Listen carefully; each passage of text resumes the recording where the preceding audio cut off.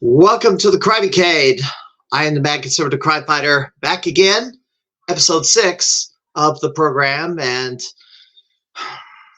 been kind of one of those days where the weather kind of playing havoc. We're starting to wonder if we had severe storms run through the area, and wasn't quite sure if it would interfere with the podcast or not. I'll do a quick check. It looks like I've got good audio here. Welcome in, and before we get to our guest, been a lot of news, and I think the talk of the week has been the emergence of Gamergate 2.0, and this is just, it's gotten so ridiculous at this point. We've got, besides the news media rushing in to defend Sweet Baby, now for some reason, the FBI and the Department of Homeland Security decided to get involved in this for some reason. And it's just bizarre. What the heck is going on? Let me just show you one of some of the articles that have been put out. This is from Geeks and Gamers, and I recommend going to that site if you want to, and watching their videos on YouTube, because they've been covering this pretty extensively. Well, it started with the gaming news media, Kotaku, and the author, well, their lead editor, Alyssa Merchant, kind of picking a fight with, well, the creator of Sweet Baby Detected, who's basically all they're doing is informing the public what games this organization has been involved in, and let the consumer decide whether they want to put down their money on a game that they're involved in. Apparently, they don't want, the gaming news media do not want you making your own decisions. They just want to say, you know, this is the content of games now. You better accept it. If you don't like it, too bad. This is all you're getting. Not realizing that the consumer, you know, remember when that Ubisoft executive said something about, oh, get used to not owning your games? Well, we gamers responded with, well, you better get used to us not buying your games. And furthermore, the Sweet Baby, it's gotten even more ridiculous because for some reason, you know, this gentleman passed away recently. And one of the creator of one of the greatest anime series of all time, Dragon Ball Z, passed away recently. Right now, they've been going through the latest series. Dragon Ball Super has been airing on various, well, Crunchyroll, I believe. Well, Funimation distributed, I think, Dragon Ball back in the day. Well, unfortunately, some individual thought it was a good idea, well, associated with Sweet Baby, decided to attack the creator of Dragon Ball for who knows what reason. And by the way, this Chris Kindred guy, he started harassing the creator of Sweet Baby Incorporated, or Detected, and then he decided to go after Akira Toriyama. Thankfully, well, because Elon Musk owns Twitter now, Chris Kendrick got suspended, got kicked off of Twitter for a while, and he absolutely deserved it because this guy is just poison. Gosh. Yeah, and furthermore, now this is going on. Why are the feds now involved in this? Are they going after the people complaining about wokeism? Or are they thinking terrorists are organizing on gaming sites or in video games themselves? It's just gotten so ridiculous over the last couple of weeks, and I just don't. You know, I got away from the wrestling scene to get more involved in the gaming scene because gaming is supposed to be an escape from all politics. Well, unfortunately, politics is finding its way into the gaming scene, and I do not like it. Video games need to remain apolitical. Unfortunately, there's some people who just want to inject their ideology anywhere and everywhere. They don't care about making a good game. They just want to, I guess, campaign for whatever worldview they want. They think the world should be, and it's just got to be a mess. Speaking of Kotaku, it's Alyssa Merchant attacking gamers in general. She actually, this woman is so unhinged. She was attacking the creator of Sweet Baby Inc. She's tangled with Gina Caruso. She's now she's been challenging other gamers to fights on Twitter. She actually challenged Quartering to a fight, and as soon as she as soon as somebody stepped up to accept the challenge, that'd be the Quartering, Jeremy. She locked down her Twitter account and ran with her tail between her legs. I should point out that Kotaku is owned by Geo Media. Guess who Geo Media sold off recently? Deadspin, and fired their entire editorial staff for attacking, well, they absolutely deserved it because they attacked a 9-year-old Native American child because he dressed up in a Indian headdress and wore red and black face paint, and they were just trying to, the author of that article, Karan Phillips, was just trying to race bait for some bizarre reason, attacking a Native American child. So sickening. And I'm glad, Deadspin has been sold off. Everybody's been fired. Hopefully, Kotaku is the next in line to be gotten rid of by Geo Media. And we'll see what happens. One other thing I want to point out before we bring our guest in, I commented a few weeks ago about the importance of physical media. Well, this is why you need to have physical media. As you can see right here, PS5 owners lost access to hundreds of games as their digital purchases got wiped from their accounts. Yes, there is no replacement for digital media. The game companies are under no obligation to keep access up for you. It doesn't matter how much money you spend on it. They got their money, they can run off with it, and you're left holding the bag. So there's never going to be a replacement for physical media. I hope if you can buy physical media, I would do so. Digital downloads are only as good as the access you have to them, and it can turn into vaporware the snap of the fingers.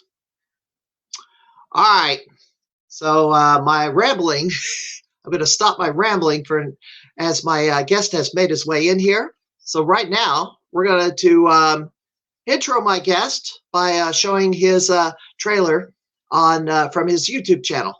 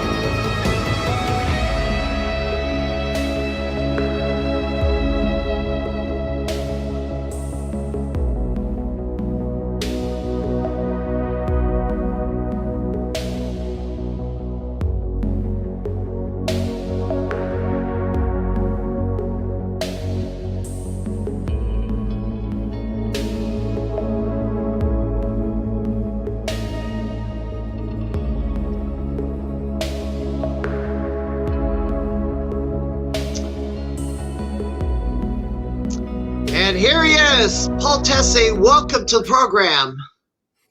Hey, how you doing, Steve? Thanks for having me. You know, you got on my radar back 8 years ago. You know, I'm the, and I'm just going to go ahead and show this off right from the outset. My trophy, my Nintendo Campus Challenge trophy from all the way back in 1991, acquired in New Year's weekend of 92. And you got something to show me too. Just my repro box for said game. Yeah, I have a gold version. But you got on my radar 8 years ago because you set the world record for the Nintendo Campus Challenge, setting a score that no one even conceived back in 1991. I think the highest score ever achieved back during the original tournament was about somewhere above 6 million. You tripled it. Yeah, the 6 million, I believe, was done based off of Super Mario 3.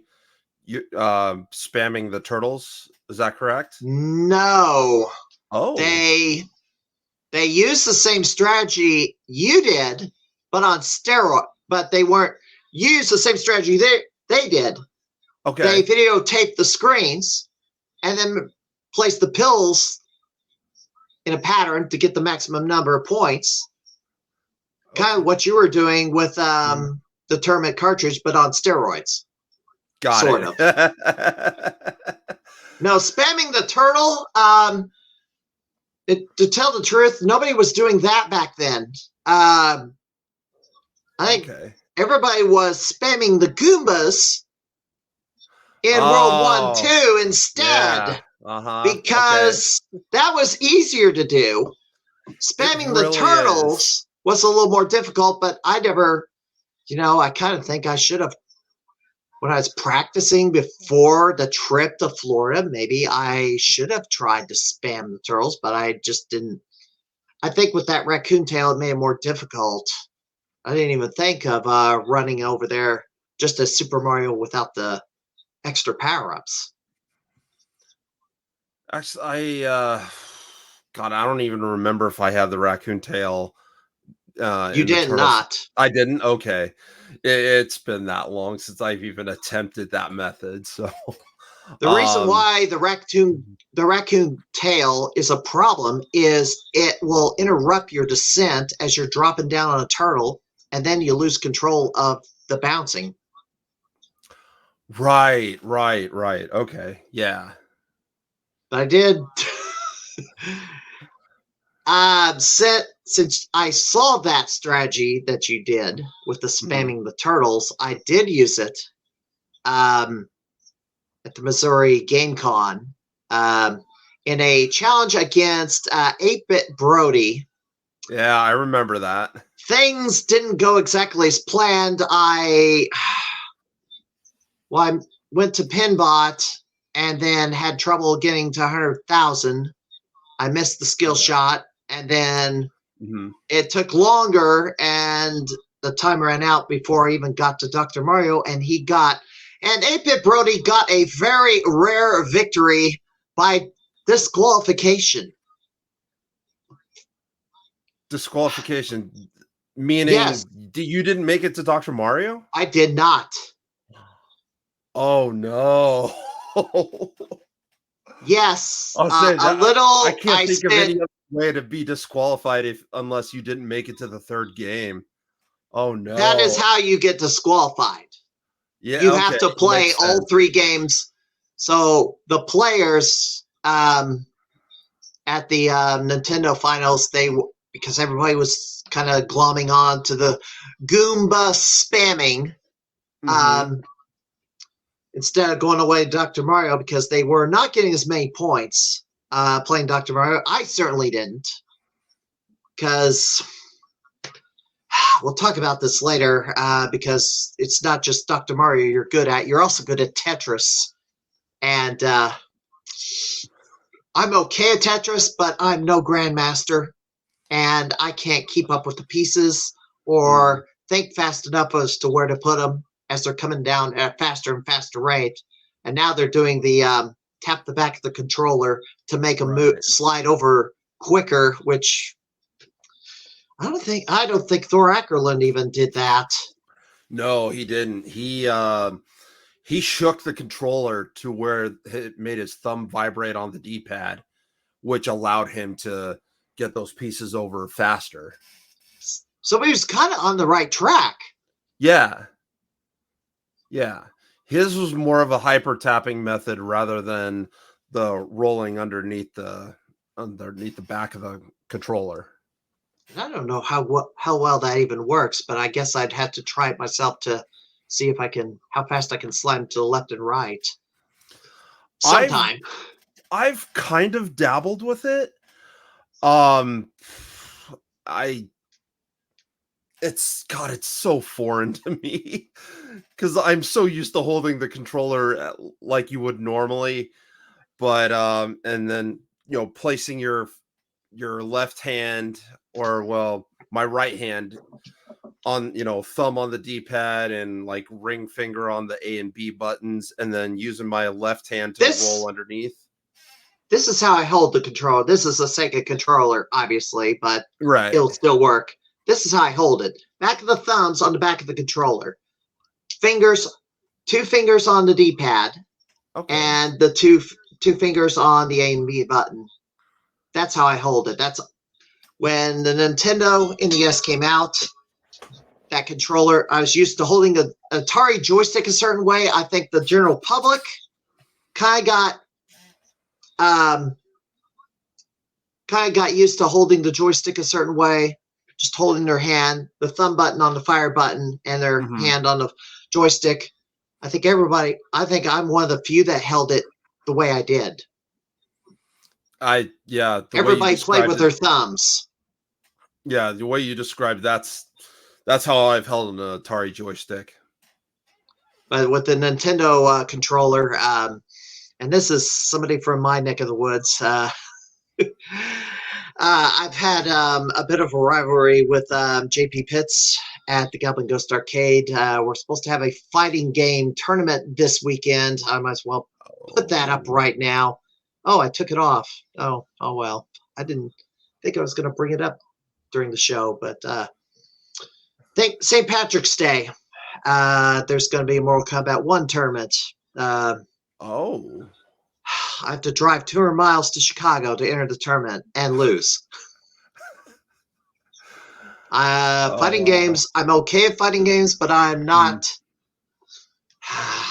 I'm not that good. I'm decent at best. I mean, I play a few. Like I've played a ton of Street Fighter 2.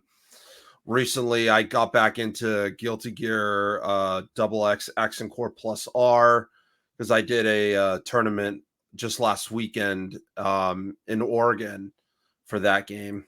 For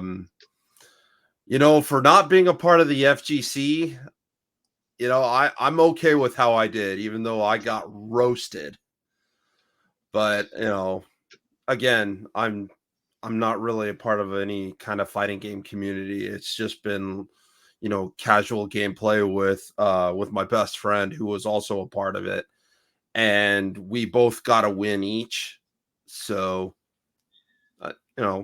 and according to some of the event runner and a few other people, they said that I kept up with one of the best, in this case, the character's name is Justice, which was the character I used. I kept up with one of the best Justice users during that tournament. So they're like, okay, you've clearly played this before. I'm like, well, yeah. It's like, are you in any kind of community? And I'm like, no, I just play this for, do you allow swearing by any chance, or was this totally? We PG? might as well. Well, I'm not gonna block it. Kind of avoid saying the F-bomb. Although, as I've gotten older, I've kind of started to let loose a lot more with swearing. But Just well, the for kicks. Go ahead. For kicks. Well, I was gonna say shits and giggles, but Yeah. But yeah, it just they said, well, yeah, you're actually pretty good, for not being a part of any kind of community. And I'm like, like how often do you play this? I'm like, well, you guys announced this game like a month ago, and I haven't touched before then. I haven't touched this game in over 10 years. Yeah. Yeah. So it was like relearning an entirely new game. So But the fighting games, I'm not good at the Mortal Kombats. I'm better at Street Fighter and Tekken and Soul Calibur. But I could not get into Soul Calibur. Soul Calibur 2 was probably the best of the series, but then again, I had the GameCube version, so... Okay, yeah, Soul Calibur 2 was good. I thought 4 and 5 were good as well, but... I didn't have the... Yeah. That's also coming from a casual player of the game. I should point out the biggest fighting game tournament in the Chicago area is Combo Breaker. That's going to be happening Memorial Day weekend. I don't know. I'll ask you later what conventions and tournaments you're going to be going to, but the time comes. But what all records and gaming feats do you currently hold besides the Campus Challenge 91 cart? You got that besides pumping it to tongue-tied. Okay. Besides tripling the highest known score back in 91, you recently quadrupled the highest known score to 24 million. Mm-hmm. I have that video loaded up. But what other marks do you have? I'm going to go ahead and play this while you kind of describe that. Currently, I have the 1990 Nintendo World Championships record with a 5,352,200, I think is the exact number. That's from 90. Yeah, that's Thor Ackerland's cartridge. Yes. I also have the 1992 Super Nintendo Campus Challenge record with a 6.89 million. And as far as we know, that's the highest that's going to go. So far. So I've not... See, after I won the 91 tournament, it's like I graduated. See, that was but then again, the Campus Challenge did not go back to Southern Illinois University, Carbondale, where I won from. Another funny thing about Can't imagine why.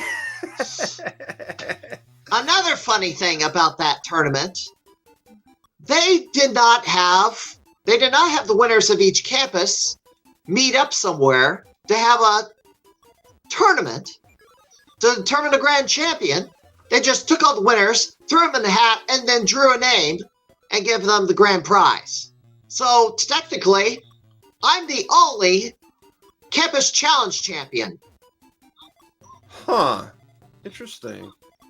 I don't get it. I found that out years later, but the person who, I guess, played somebody from Japan, it was one of the... it was Jeff Hansen.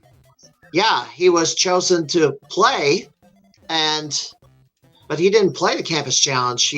I heard he did. Tournament. I heard he played the carts. He didn't play I don't think he played in the actual one of the college sites. But I could be wrong on that. I don't know that extent, but I could have swore I heard he actually did participate. Maybe I'm wrong. Well, I seem to think that they got him and then flew him out somewhere to play somebody from Japan. Right. and he won. He whooped the guy so bad that they said, okay, now let's bring the guy from Japan to the US to have a rematch. And I thought, okay, so I remember seeing this video too. I think it was specifically a Jeff Hansen documentary. Okay. They flew this this Japanese player out to America in some kind of big convention, and they made this like such a big deal. They had a tiny little wrestling ring with 2 monitors, you know, with the games. They had Terry Funk, they had Paulie Dangerously. They there was a third one. I don't remember who it was. Boy, I didn't hear about this. Oh, let me see if I can find that video. It was a very awesome watch. Jeff Hansen, Nintendo. There we go. Yeah, it's called The Real Wizard, a Nintendo World Champion's Tale. Jeff Hansen. Post that link in the chat if you're absolutely. Do you want me to post it on Twitch? Yes. Okay, I got it right here. So probably have to pull that up later and look at it. There you go. CES, I think was it CES? Consumer Electronics Show? It might be, yeah. Yep, there's Paulie. Nice. Trying to cut and paste this, but I can't. Yeah, if you go to like the 34-minute mark, they're introducing Paulie. Basically, Paulie's the MC, and he's introducing the Japanese player and Jeff Hansen, and right behind them is a tiny little wrestling ring with the monitors that they're playing on.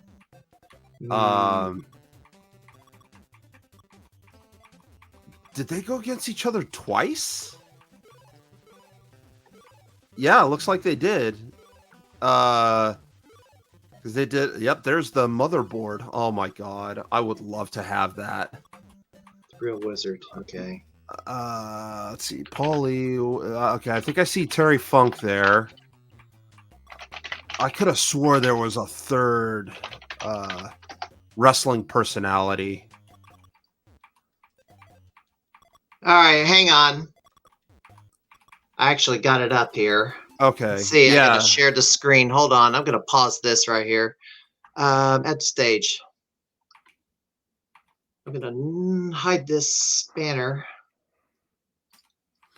I gotta turn the volume up.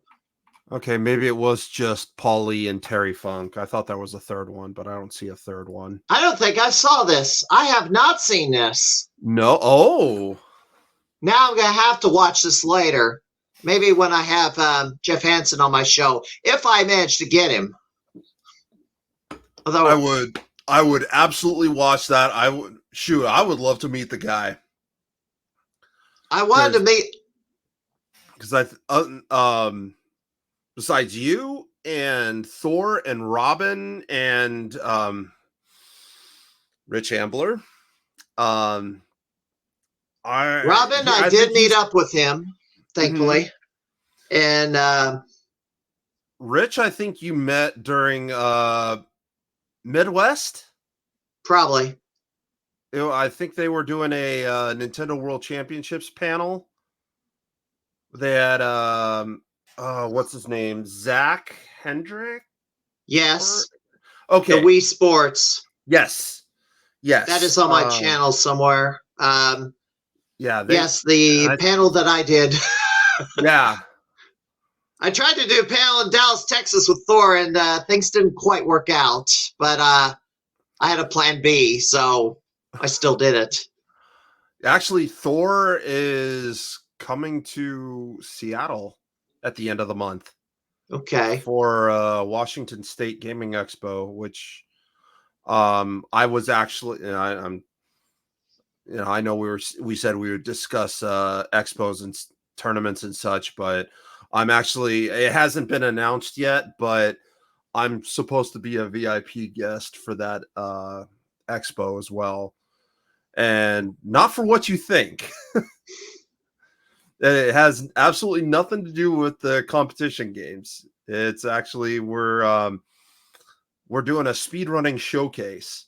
So we're going to have a few local speedrunners, including myself, obviously, and just showcase a bunch of games and just run through them. And you've done some. I did kind of recall you do some speed running. Yeah. Oh, here we go.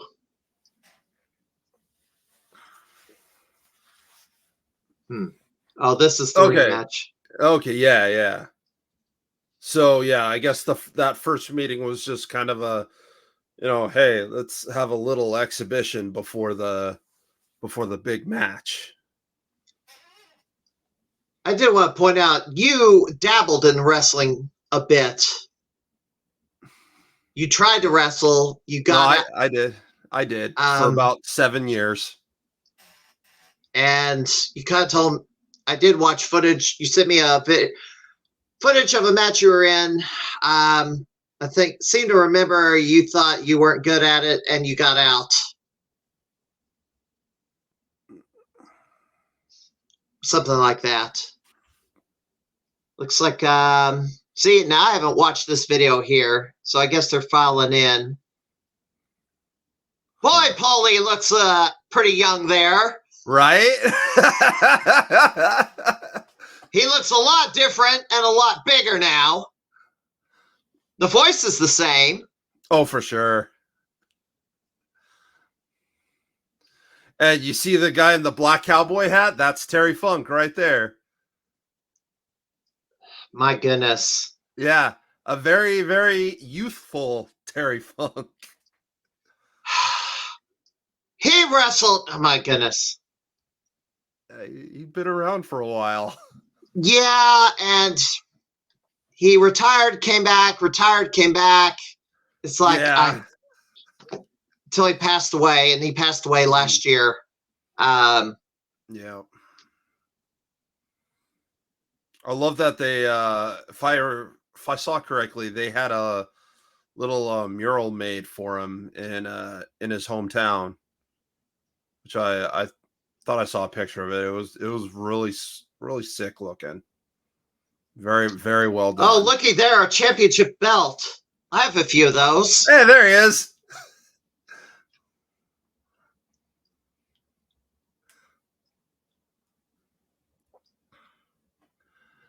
Yeah, that's the one thing I don't have is any kind of championship belt for some of these competition games. I know Game On Expo that's happening this weekend. They have belts made for their retro championships where they go through basically all the competition games. 90, 91, 92, 94, Star Fox, and Donkey Kong Country. And they both Dorian and Mike Rossi, if you know that name. Mike Rossi, I've heard the name, yes. Yeah, he was the winner of Powerfest. All I know is Brandon Beach was the second place finisher who got in from the Mount Vernon location where I had my last shot to get in. Mm-hmm. He was there. He went all the way to the end and finished second place overall. I don't know. I seem to have incredible luck in paired up against people who go all the way to the finals. They knock me out in the first round and then go all the way to the final. And it's like, it's like, yeah, JP Pitts,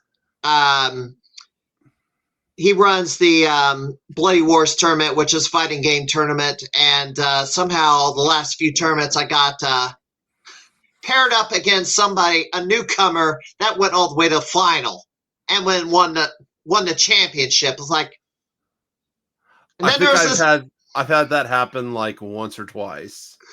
Yes. And it looks It's like it's like, okay, if I'm gonna get beat by anybody, I'm glad it's them. But at the same time, man, it absolutely sucks if you get knocked out in the first round, and you're supposed to yeah, be a top contender. But for championship belts, yes, Scalping Ghost Arcade has plenty of them. Hardcore title. Obviously, I've won Gamer of the Year. The belt I currently hold is the Pinball Expo Championship, and obviously I've won the T20. I'm the only other person who's ever won a T20. So this is over. It looks like Hansen has won. Hansen has won as the media. Yeah, he kind of smoked the Japanese player again. And he didn't look happy, this Japanese player, when the match was over.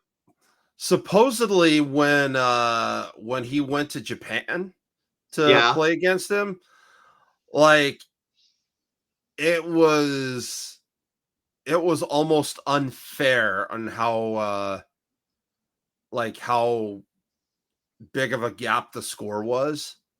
Like, oh, let's hear this. Like Jeff smoked. Hold on.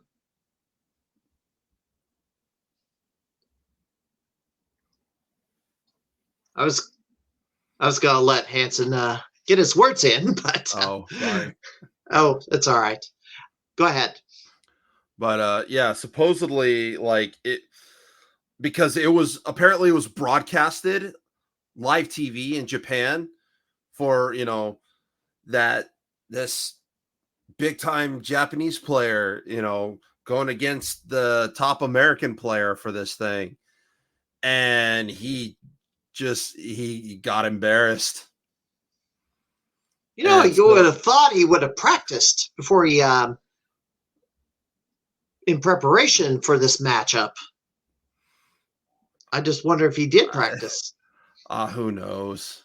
I know I do some practicing before I get to a tournament, but yeah, for sure. The Pinball Expo tournament, they had a tournament on a Saturday. I got there Thursday afternoon.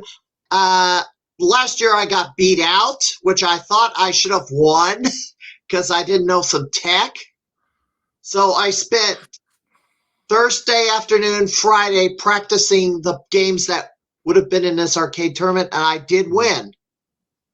I got that 4th championship belt around my waist, and I'm not done collecting belts. I hope there's supposedly going to be a Galpingo C2E2 championship in the end of April. Details have not been finalized, and I've been kind of worried, is this going to happen this year? Because that would be belt number 5. And obviously Blade Wars would be the other championship belt that I'm trying to win, and then that would complete the 6-pack. I'm also aware of a championship belt down in the St. Louis area on pinball. The problem is, when that belt is defended, it is defended at the same time we're doing the stream. So I'd have to drive down to St. Louis right after work, go to this one pinball bar, Murphy's on 21. I would have to do something to qualify for a title match, and apparently got to defend it every Thursday. I don't know, but I gotta figure this out if I'm gonna make a attempt for that belt down there. But right now, this podcast here is relatively new. This is episode 6. I'm trying to after getting away from doing a weekly wrestling show on Public Access, now I'm going to be doing a weekly podcast on Twitch, interviewing gamers. Considering how old I am now, 52, how many gaming years do I have left? And I have not harvested everything I can harvest from the gaming world. I've certainly... I feel that. Like, I'm 40, And I feel like man, there's still so much that I want to do. Like I mentioned earlier, the retro championships at Game On Expo in Phoenix. Like I was gonna say, Mike and Dorian have been begging me to come down there because mainly the same two people are like the top contenders, and they're both great. I know them both. They're awesome people. They're good friends of mine, but at the same time, they were just like, man, we really want some new blood to show up and just kind of sounds familiar. You know why? Galpin Ghost Arcade has the annual T20 tournament anniversary weekend, 20 arcade games. You don't know what games they're going to be. Okay. You don't know what games you're going to play. Mm-hmm. You have about 21 hours spread out over 3 days to grind. There's a side game. There's a 5-game side tournament too. Okay. Didn't you win one of them? Yes, 2020. Okay. But that was during COVID year. So things were a little different, because the person who's won every single T20 except one, that'd be Justin Vithel. He's won this tournament every year except for COVID year. That was the year that he did not come out because of people were afraid of catching the virus. I wasn't. Okay. In fact, I did everything wrong and should have been sick 100 times over and in ICU face down on an oxygen tank and should have died 100 times over. But no, I never really got sick. You know why? Because I took my vitamins. I went to work every day. I did not like working from home. I still don't like working from home. I go to the office 5 days a week. Mm-hmm. My colleagues at work, they're only there 2 or 3 days at most. They're working from home. But all I did working from home was procrastinate. Because look at this. Look at all this in this room. There's gaming stuff everywhere. Although I get it. Although you think I would have played more got of my this amiibos back here. I've got my amiibos on this wall here. Yeah. Let's see. And there's still more on the shelf here that I haven't even put up. Yeah. And I most likely have more coming. I got the marquees up above my closet, which as you can see, and Squadron, Viper, and one other one that I can't even tell what that is. Gigawing. Gigawing, okay. And above my door is the Street Fighter 2 Champion Edition marquee. And I had a bunch of other stuff up along this wall where my shelf is now, but because I was putting in a new shelf, I had to take them down, obviously. So right, I have the arcade Tetris Kitadol next to my door, and a picture of Strider above that, and then I've got like a collection of Mana poster just right here, and a couple Metroid frames behind my monitors. Right. So, but yeah, I still have lots of stuff to put up. Well, the other thing is, you'd think I would have been playing more of this stuff during the lockdowns. I ended up making a bunch of videos complaining about being locked down and complaining about how the government handled COVID in general, which I'm going to rant about that next week because it's that 4-year anniversary of when everything locked down. It is, huh? And everything the government, the media, and these health professionals told us, all that crap they were spewing, they were less than honest with us. And then we find out fairly recently that all the stuff they told us to do was ineffective. And it's like, and now they're treating COVID like just the common flu now, and I'm just royally pissed because Were you they ever hit wrecked with it? I've been exposed to people who had it. Mm-hmm. I never tested up having COVID, but when I had, let's put it this way, I was in a car with somebody who tested positive and came down with it. Mm-hmm. So I was in close quarters with him. When I was told that he got tested positive and got sick, I started loading up on a cocktail of vitamins. I kind of stayed at home because I was going to go up to the Galloping Ghost Arcade that weekend, and I canceled the trip out of precaution, loaded up on vitamins, and took them daily.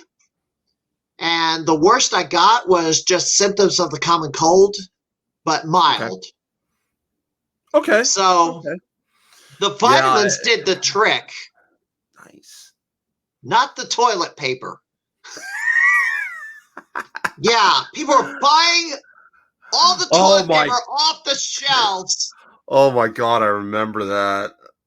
What was the point of that?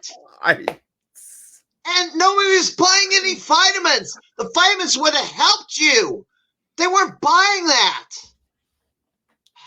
And ironically enough, the people who had COVID the worst had the most of deficiency levels of vitamin D. Mm-hmm.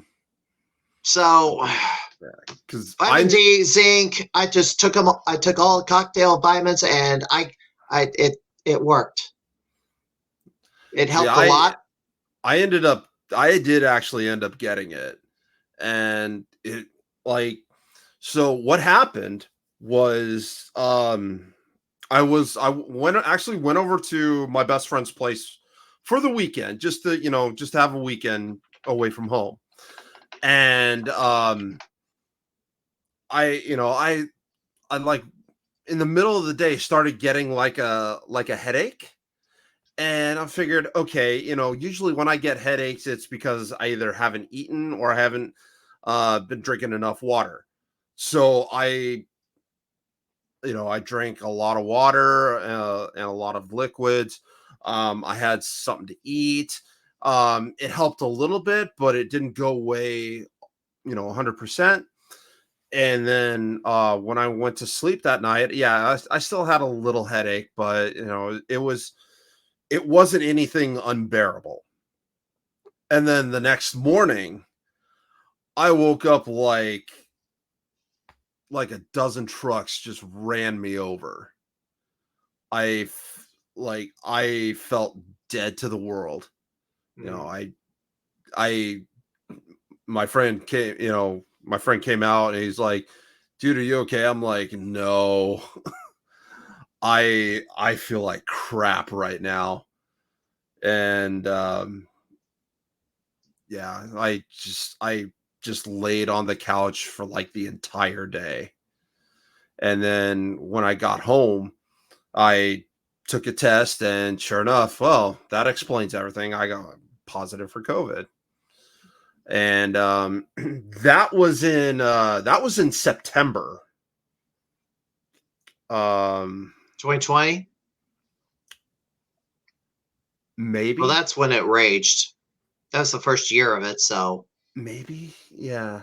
Be 2020. Maybe. I don't know if it's 2021. Things kind of started to settle a bit after the first year, but yeah, COVID year started March 2020. Part of me thinks it was 2022. Oh, really? So you think you got it 2 years ago? So you got it later. So. Interesting. I think so. Yeah, I think it was. I think it was 2022 because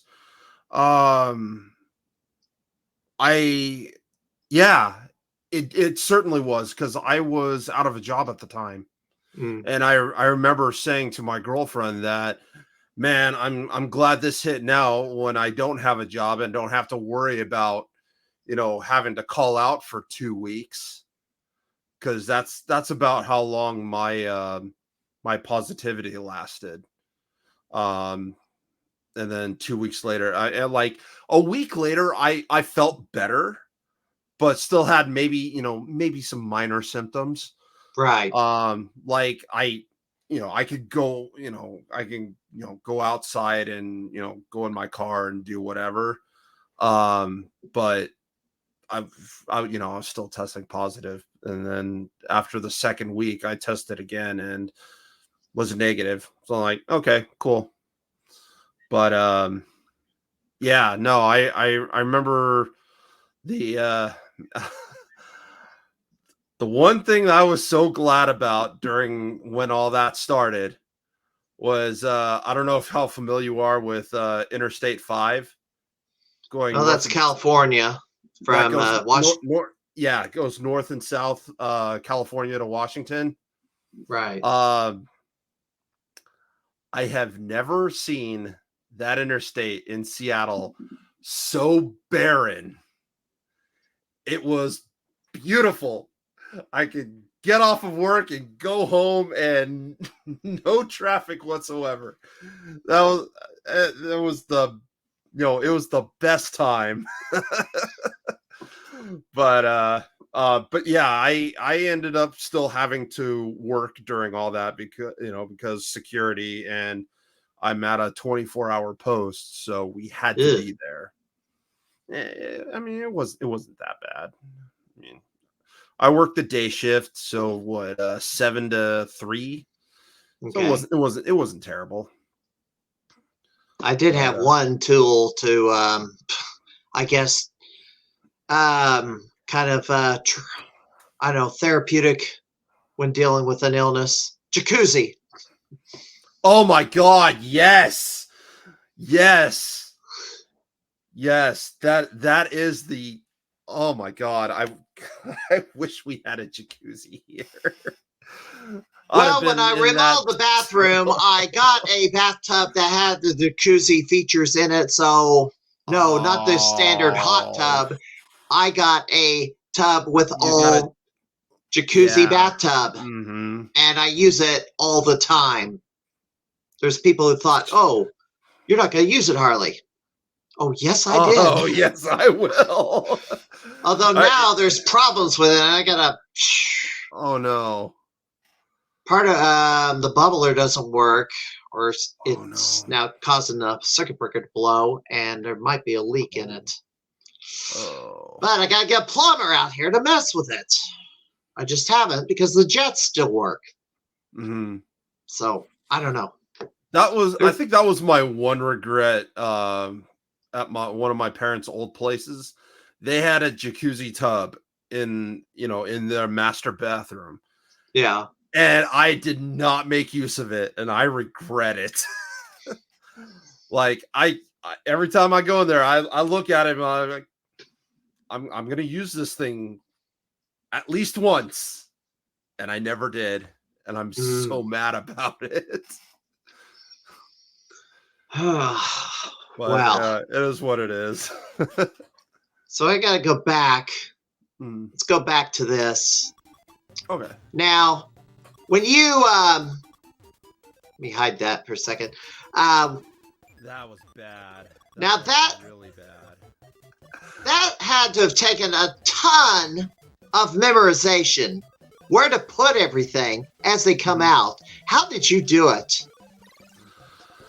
The one thing about this cart that's kind of separated from the NWC was I didn't have save states to kind of help me out and make sure that things were going to work. And so I had to... No, it was right there! Oh, sorry. It was right there! We're at the end of this. No, and there's the 24 million. Oh, God, I got it! If you had another second or two, it would have been maybe closing in on 25. Well, that last clear was the last one I had set up for. So, yeah. Jubilation! I didn't think I was gonna get that. Jubilation! As a new world record has been set on the Nintendo Campus Challenge 91 cartridge. There it is, new world record. Yeah, it was weird because when I saw that last pill go down and time ran out, I was thinking, there's no way. There's no way that this is going to count. And when I went over the video, there's like 6 frames between when the game blacks out and the time screen shows up. I'm thinking within those 6 frames, that's when that score counted. It had to have been. So just right at the buzzer, right at the buzzer. Yeah, exactly. Right, yeah, you'd have to freeze frame and just frame it one at a time to see if that score changed. Mm-hmm. So as far as memorizing some of the patterns on where to put the pills, one, it was just practice, and because I hadn't been religiously playing it, excuse me, since I hit the 18 million, so Packy 619, he was the first person to break 20. Yeah. And I believe I sent you that video and said, hey, so this is a thing. Right. So yeah, so I saw him do that and was like, okay, so what did you do differently? Mm-hmm. And I saw that his what was it? I think it was level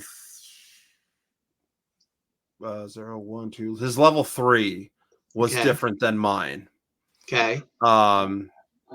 And so and when he ended level 3, he ended where with a score that matched where I ended level 4.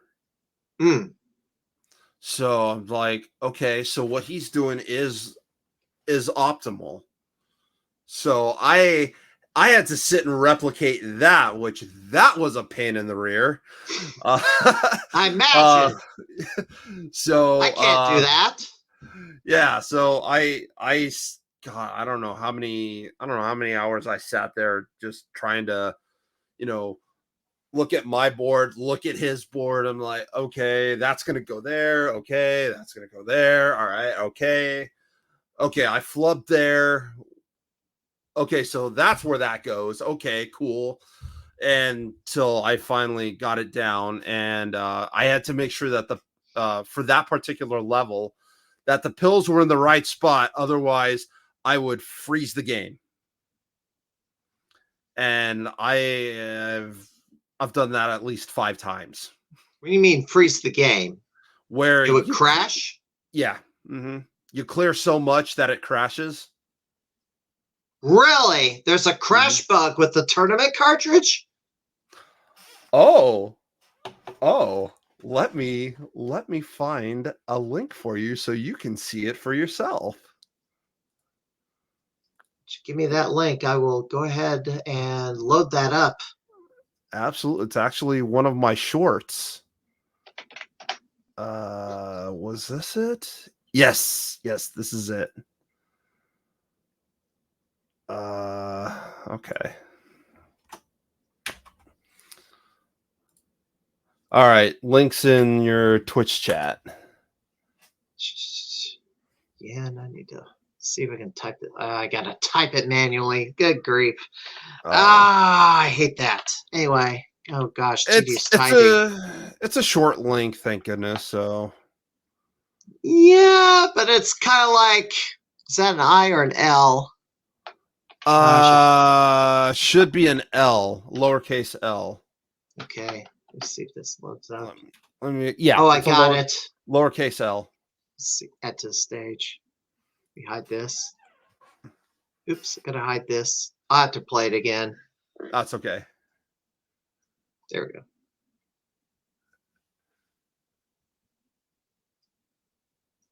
We go full screen on this. Oops. Mm-hmm.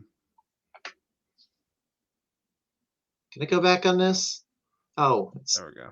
I gotta play it all the way to the end. Darn it! The shorts kind of operate a little different. Yeah. Well, I'm waiting for this to re-roll here. Mhm.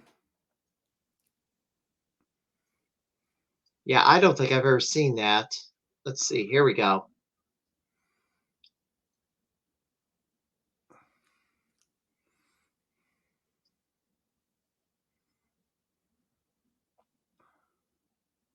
Well, it didn't look like an excessive amount. Wow. Yeah. That's weird. I've never. Wow. Never Yeah. seen that. Never seen So that. when Packy was when Packy had optimized the settings, you know, the pill patterns, he told me that he had that happen multiple times to him as well. So trying to figure out what goes where, and then he finally found something that worked out to where it doesn't freeze anymore. This is on the original Nintendo hardware with the reproduction cartridge, correct? For me, yes. For him, I want to say yes as well.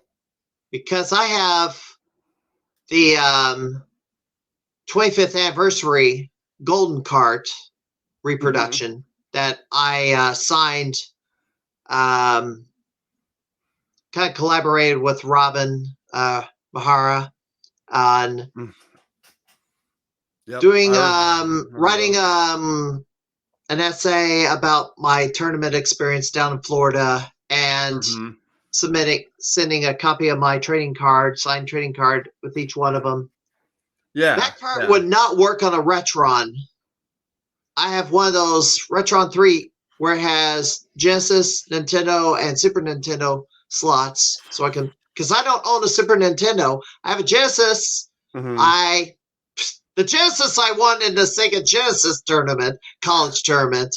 I did not get to the final. I did not get out of town for that, for the big tournament or the finals because sports games. Oh, isn't ironic? Powerfest 94 Home Run Derby.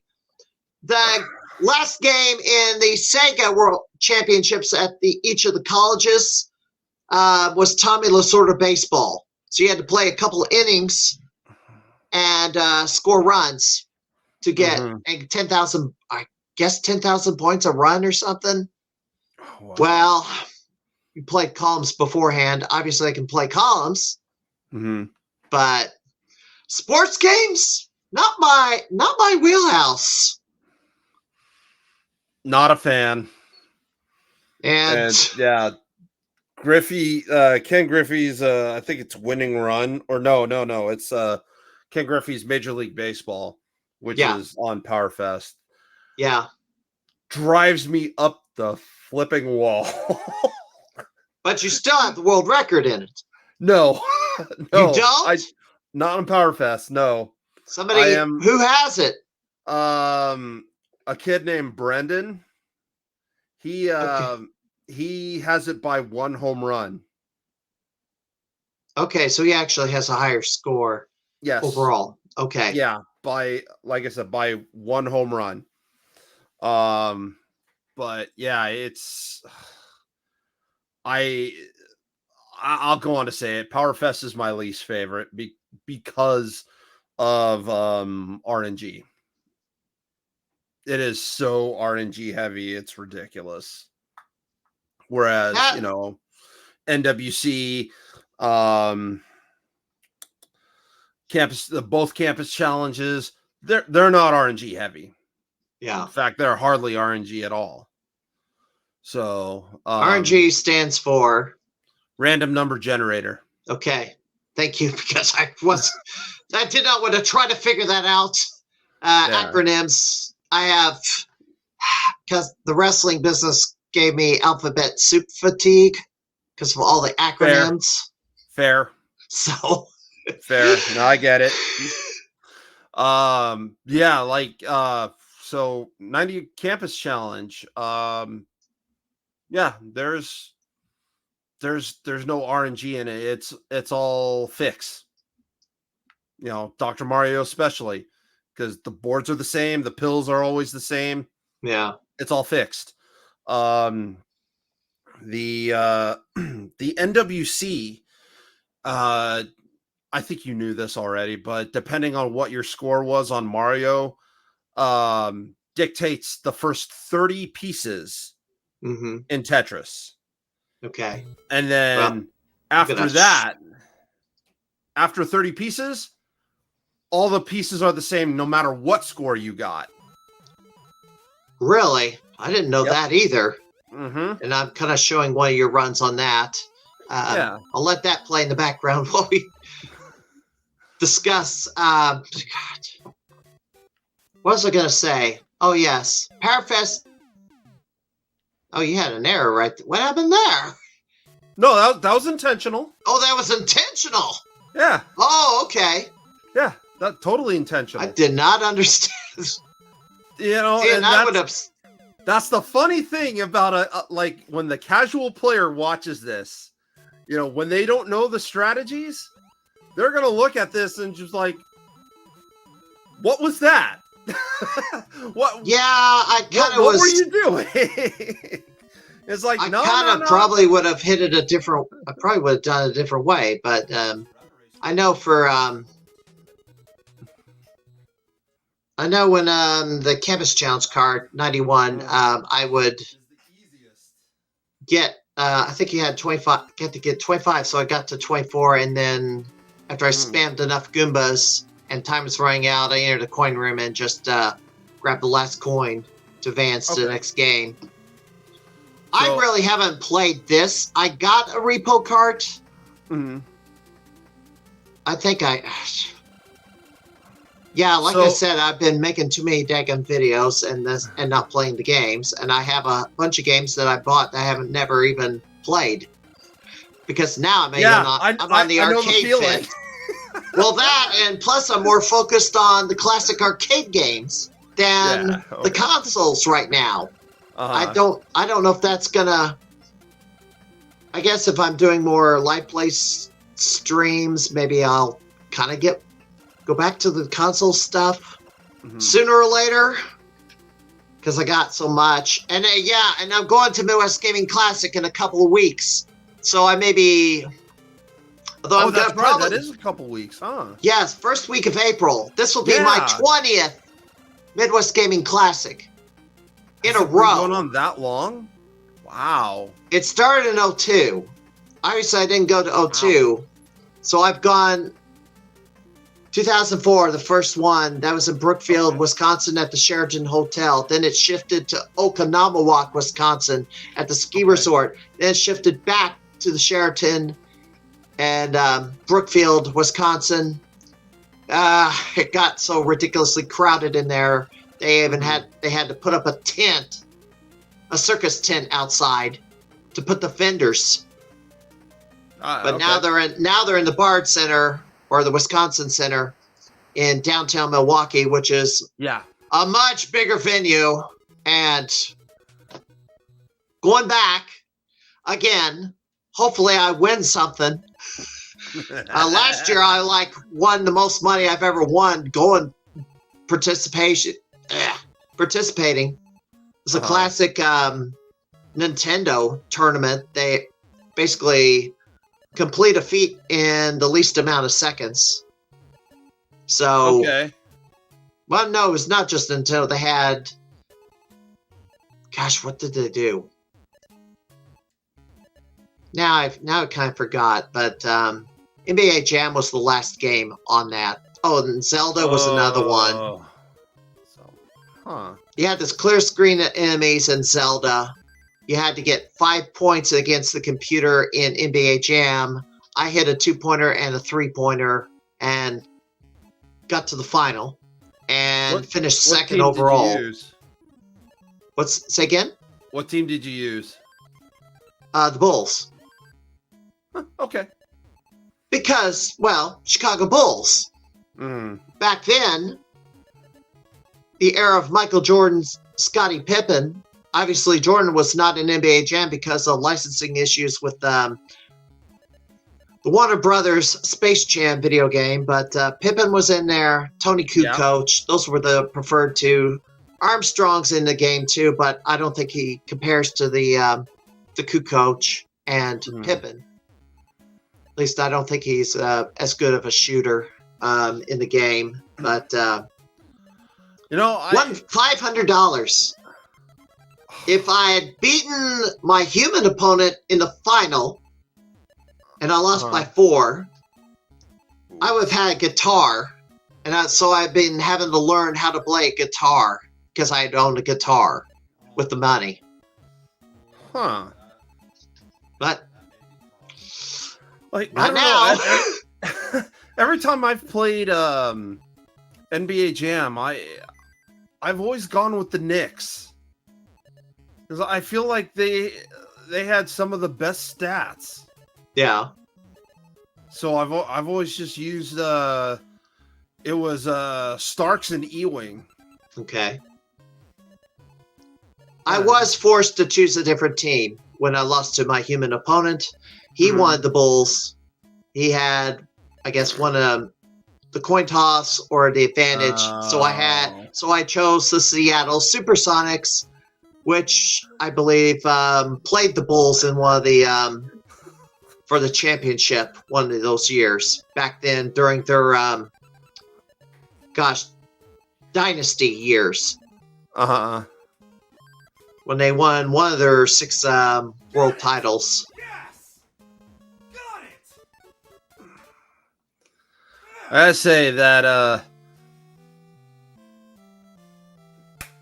this is probably one of the toughest things I've done as far as getting a world record. Because it is so easy to screw up on Tetris. Yeah. And just so I could practice it, like I said, I made save states so I could like every few levels. Right. And so I can try and, get the patterns down and or trial and error and see what would work and what wouldn't work. But I gotta say, throughout that entire Tetris session, I think all but the last 10 seconds was a build that Rich Ambler came up with. Okay. And then like I said, the last 10 seconds of the run was what I came up with. And if I don't know if he watches this, but yeah, he's not a fan of me. Well, maybe I'll send it to him, and I don't even know who he is, but I mean, it's from my understanding, it's just there's been, I guess, a lot of crap talk from him about me, thinking that I'm just out to get him. Who is this again? Rich Ambler. Rich Ambler. He was second place in the 12 to 17 division. He was the one that lost to Thor. Back in 1990, okay. Yes. Mm-hmm. And it's just, like every time that I beat his score, it would just I don't know. It was drive him up the wall. Kind of sounds familiar.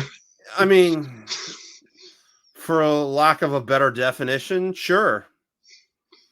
But I'm personally, I have nothing bad to say about the guy.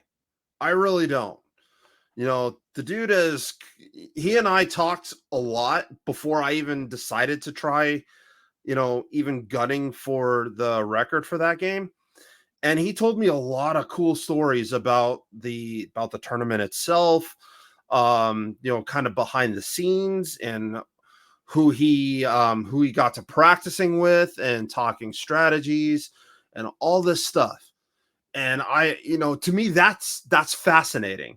I love stories like that, and some of the stories that you've told me yourself, I was fascinated with it. God, you could probably tell me stuff that I haven't heard, and I'd still be fascinated by it. The documentary that's supposed to be coming up in a few months, Ghost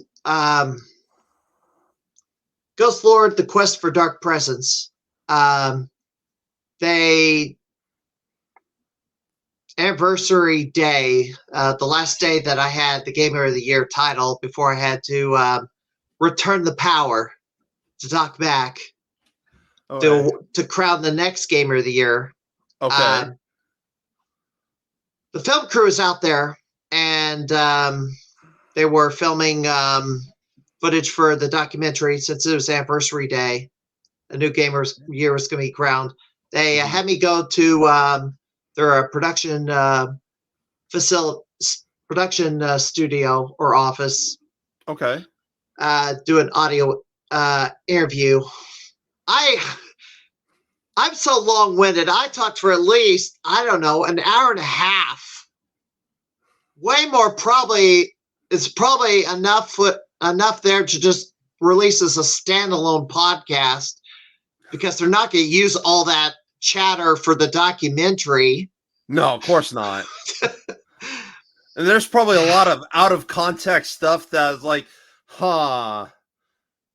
I kind of went there has to in be order more to that. of some. I went in some sort of order or sequential order about kind of telling my life story and stuff, and the gaming side of things. Okay. The 91 tournament and getting career in IT and the trials and tribulations of that, and spending most of my time, I guess, before the Galloping Ghost Arcade came along, messing with the wrestling scene. Although I didn't really score chase until I started going to Galloping Ghost. I really didn't. And it's probably because there wasn't an easy avenue to submit scores. Twin Galaxies, there's just... I didn't like the idea of submitting videotapes. The gaming magazines, it's like I didn't have a good way to capture the scores on photographs. It's like the picture does not, there's like this refresh bar that goes over top of the screen. And the camera captures that. It doesn't capture the content of the screen. It's like, so that was kind of not an avid, Digital cameras were better. I know. Digital cameras are better. I mean, I got camcorder now. So my score runs on the arcade games, I have to record them to for me to get a high score. If I have to prove that I got it with 1 credit. And unfortunately, there's several games with extra human rules added in, like there's a lot of padding rules. You can't get all your points from certain places, or excessive amount of points in certain places, which I don't really like. I really don't like those human rules. Here, give you a good example. Farming and point pressing, etc., etc. Blood Brothers. You know that one? The who? Blood Brothers. The arcade game. I feel like I've heard of it. It's like Cabal. It's like 1975. Okay. It's like Crackshot. It's like Wild Guns. It's that same genre of game. Okay. The second level of Blood Brothers, there's a cluster of trees you continuously shoot at. It will pop out a 20,000 point bonus every so many shots into those trees. Okay. They added a rule where, well, if you spend too much time on a level, a giant hawk swoops down from the sky to try to kill you. You can kill the hawk by using dynamite, but the Galloping Ghost added a rule that the score is disqualified if a second one comes out. So you can't. If the second bonus comes out? Second hawk. Oh, okay. So at Okay. a minute and a half, the first hawk comes out. At 2 minutes and 10 seconds, the second one comes out. In probably the same interval, another 40 seconds.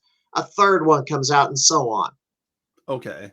If you stay on that level long enough and you don't get rid of that foam meter, don't empty out that foam meter, you can build up your points sky high, build up a army of extra men so you can play all the way to the end of the game. Okay. So they put a limit on that. Another example. Is there a timer on that level or on that game at all? There is no timer. Okay, that's why. If there was a timer, I bet you the rule would be different. You would think, but you'd be wrong. Really? I'll give you another example. It's a similar game to Blood Brothers. It's called Riot, but you're shooting at enemies in the background and the foreground. Okay. So they added that foreground element. You get to the first boss, there's a 99-second or 99 timer. It doesn't. It counts down slower in number of seconds. It does it counts down one every 2 or 3 seconds instead of 99 seconds. So basically, what Metal Slug does. What they did on this rule is the first boss runs around the screen while all these zombies are popping out, attacking you. You're shooting the zombies. The points in the game is basically how many kills you get. Yeah, right. So 99 seconds to go through the entire level. The level auto scrolls. Now you can stop the scrolling by moving against the direction that the screen is scrolling, because you don't want it scrolling so fast because you might get overwhelmed by enemies on the screen attacking in the background and the foreground. You have to hit a button to switch sides. I'm getting so many Operation Wolf vibes from this. It's not Operation Wolf. I'll pull this game up for you since I can share the screen. It's an obscure one, by the way. That's why you probably have never heard of it. No, I haven't. Here we go. Let's add to the stage. Let me hide this. So it is very much. So he's shooting the background. This is the start of the stage. You see this timer up here. Yeah. You have 99 seconds to get to the end of the level. If that timer runs out, you lose a life. Yeah, right. That resets during the boss fight. And here's the enemies attacking in the foreground. And you have to turn your fighter around to shoot at them. You can't fire in the foreground and the background at the same time. You got to switch. That is interesting. And it's a little harder. Yeah. I read about this game, and Doc Mack found this game. So he unveils a Monday mystery game every week. Right. I've been battling Andrew Iwasco for the house high on this game. Well, I've had so many runs of this thrown out because I didn't kill the first boss quick enough. In fact, before they instituted the time limit, the special time limit, human-made, of course, on this game to kill the first boss, you have to kill it before the timer gets below 70 seconds. If you kill the boss, well, that's what I think. But Doc Mack is, let's put it this way, Doc Mack likes speedrunning a lot more, is more of a speedrunner, forward progression type of, he wants to see forward progress. If you're just staying in one spot milking points like crazy, he does not believe I don't think he believes that's impressive or any sort of impressive. You're just like more of the spirit of the game. Something like that. Kinda. I mean, yeah. I mean, I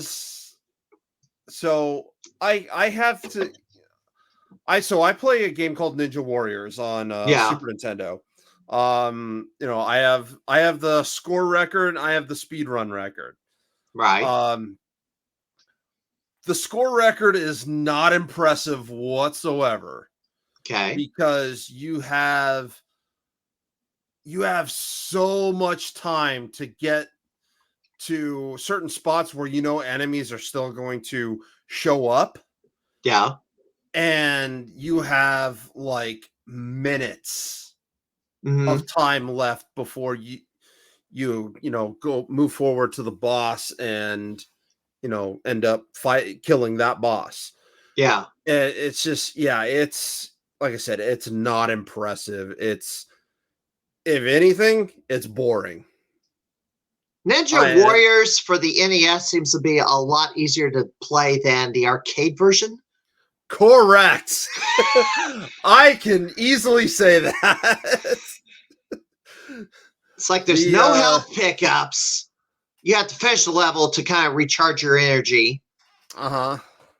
You don't repair from damage. You're like in pieces as you're taking hits. Yep.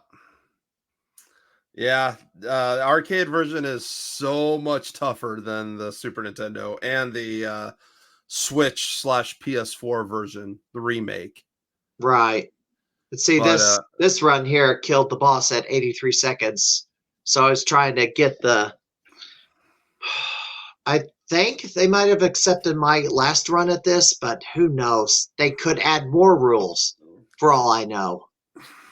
Because now it's like, when I advanced to round 2, I'm like getting... Because I couldn't get as many points as round 1, I'm trying to get more points in round 2, and... Is this your run?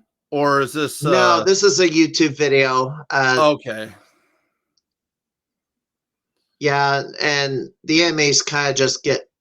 You can get different weapons. More enemies come out, and you're just hitting... Some areas of the game, they're coming at you at both sides at once, and you can only fire one direction at a time. Right. So you're trying to take out the ones in the foreground before you can turn your attention to the other side. But yeah, this, as far as I've gotten to the 3rd level boss, but I've not been able to pass him. Andrew Owasco, who has the house high on Riot. They have not confirmed the score yet. I guess they're taking their time reviewing it because I don't know what's going to happen. They better accept it because I complied with the 70-second rule for the first boss. Ugh. But who knows? So I have no idea. As you know, and this turkey decided to join me. Oh, yeah, my babies are not in here. Well, if I shut them out of the room, they'd knock on the door. And mine won't. This time they just decided to park themselves. One's parked on the chair right over here. You probably saw her in the background. Now he got up off the couch and then I decided to get in my lap. Oh. I'm gonna go ahead and hide this now because I think you got the point. Yeah. This game, but yeah, it gets crazy. So as you know, I went to Galloping Ghost for like a weekend getaway. I was flown out to a buddy's place outside of Chicago, and the day I showed up, we went to Galloping Ghost that night. And oh yeah, this is recent, wasn't it? And I didn't even know about it. Yeah. This it was during Missouri GameCon last year. Okay. Because I contacted you saying, "Hey, I'm going to be at Galloping Ghost on this day," and you had said, "Oh yeah, I'm going to be in Missouri."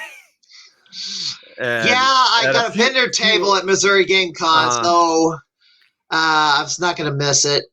Yeah, so probably the one time I get to sell stuff in exchange. I went there, and the first game I played obviously was U1 Squadron Arcade. Yeah, that's my jam now. And you know, they have the little scorecard tabs on top of the machines. Yep. I am wondering how in God's name that person got that high of a score on UN Squadron. I have never. Let me see. It was like By the way, 1.7 million. probably once he seed it. Well, I have too, but I've never hit that high. It is. Put this back up. Brad Vattel. I don't know him, unfortunately. Oh gosh, what's this one? 1.5. No, I saw 1. 1 point. I saw 1.7. Let me pull this up. No, the house high is 1.5. Just a little under 1.6. Okay. Let's see.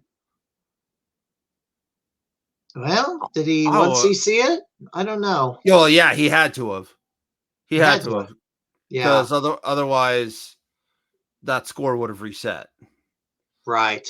But I'll tell you what, the score I hit when I was there, I'd be in third place right now. So I mean, I don't even know how Pete got that high of a score. Pete Hahn is a member of the International Video Game Hall of Fame. He is a 2-time Gamer of the Year. He used to be Doc Mac's right-hand man at Galloping Ghost Arcade. He moved on to, I believe, NetherRealm Studios. So he was testing Mortal Kombat 1. Yep. He's been, because when I messaged you, I messaged him right after and said, "Hey, I'm gonna be in town. I'll be at Galloping Ghost. If you know, I would love to meet you." And he's like, "I don't work there anymore." And I was just like, "Man." Yeah, he left a little while. He left a few years ago. Let me throw this up here because this is the most recent feat he accomplished. The Punisher. He's been trying to go for the max out in the last. So this was the game of the month last month in the Arcade Wars. Galloping Ghost won that battle against the One Arcade in Australia and Underground Retrocade and a few others. But Pete and Andrew Owasco led the trio to take the victory. For might as well pull this up now since this is so yeah, Galloping Ghost Arcade won up the Garcade in Wisconsin, which Jim Patzer I think is a top contender for Gamer of the Year this year. Depends on how much work he's splitting his time because he has to drive down from the Milwaukee area. Okay. I'll probably be seeing him at Midwest Gaming. Last year we had a bit of a shootout over Pac-Man. A special thing was done to the Pac-Man board. They put in something to cause the board to run at twice the normal speed. So how many points can you get playing Pac-Man twice as fast as it normally plays? And we had a bit of a shootout. Does that include Pac-Man himself? Yes. The board runs twice as fast. Oh God! They overclock the board. I would love that. I would love that because I like playing Miss Pac-Man when she's faster and not slow. Yeah, this is not the quadruple speed. Yeah, it's just basically everything runs twice as fast, and I could still do the patterns, although I'd still occasionally miss a turn or something. Going twice as fast, but yeah. Galloping Ghost, yes, yeah. James White, he's our other. I know that name. Yep, the only 6-packer at Galloping Ghost. His 6-pack has the Gamer of the Decade title in that, and the 10X title, which are two belts I didn't did not have. I can't win the 10X belt because I got to be up there every freaking Monday night, which is not possible because I live 200 miles away in Springfield, Illinois. So it's a 200-mile commute, and I work during the week. Yeah. But this is the current game, Centipede. Right now, Goblin Ghost is not winning that one right now. We're in third place as a arcade in California, although they're not qualified. They got to submit 3 scores to qualify, but somebody can just put in a garbage score and then they'll be qualified because it's the average of 3 scores together. Obviously, I can't score 200,000 yet. And these guys, James and Andrew, have not gotten that high either. Andrew just finally moved past me here because he had 74,000 before and he just improved it. So I need to get ahead of him just to motivate him to improve his score to try to chase these other places down. But yeah, Jamie Tibbetts, that name sounds familiar. Yes, he's a master of shoot 'em ups. He has placed 3rd in T20 multiple times. He did finally get a 2nd place finish because somebody did not make it to T20. Martin Bedard, who usually finishes 2nd to I know that name too. Yes. Doesn't he go by the Pro? Who? Martin Bedard? I don't know. Okay. I feel like his Twitch handle is the Pro. I have not. He hasn't been back the last few years. I don't know if he's coming back, but because there was a run. He's supposedly has the world record for Star Fox Super Weekend, and I don't know how he did it.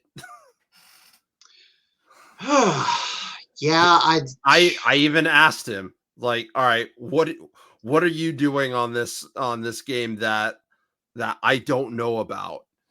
And he's like, I think it's shooting down the enemy. So I think, like, well, he the first thing he asked was, well, I assume you know how to switch views, right? I'm like, oh yeah, because switching views stops time, stops the game timer, until you're locked into a different view, and then the time continues while you're still moving forward and shooting. So he was just spamming the view change to give himself extra seconds. On the 2nd and 3rd level, you have to do it because I do the same thing. Boy, I'm learning something here. Well, I have pre-written questions here. I never got to them because we just got into so many different things. Yes. Which is fine. Yes, and I'm probably going to have you back at some point. Okay. Because I don't think we got through even half of all the stuff I want to get through. I mean, I have some videos loaded up, but we may not even get to them this time around. Let me ask you this, going back to the very beginning. Okay. First time you ever touched a video game, what was it? What game was it? Was it a console? Was it an arcade game? Yep. I know your trading card tells me what it is. 'Cause I've got that loaded up in here. Oh wow. I have a stack of cards and I went looking for this before we got on here. I could not find it. I thought I have it in my stack because I have a bunch of cards, and I'll show the video late in a little bit where they handed out a bunch of cards, presented trading cards to a bunch of people. Right. 2016. Yeah. Because I want to say that didn't you speak about me during that ceremony? Yes. Yeah. Here it is. Here it is. I have not seen this.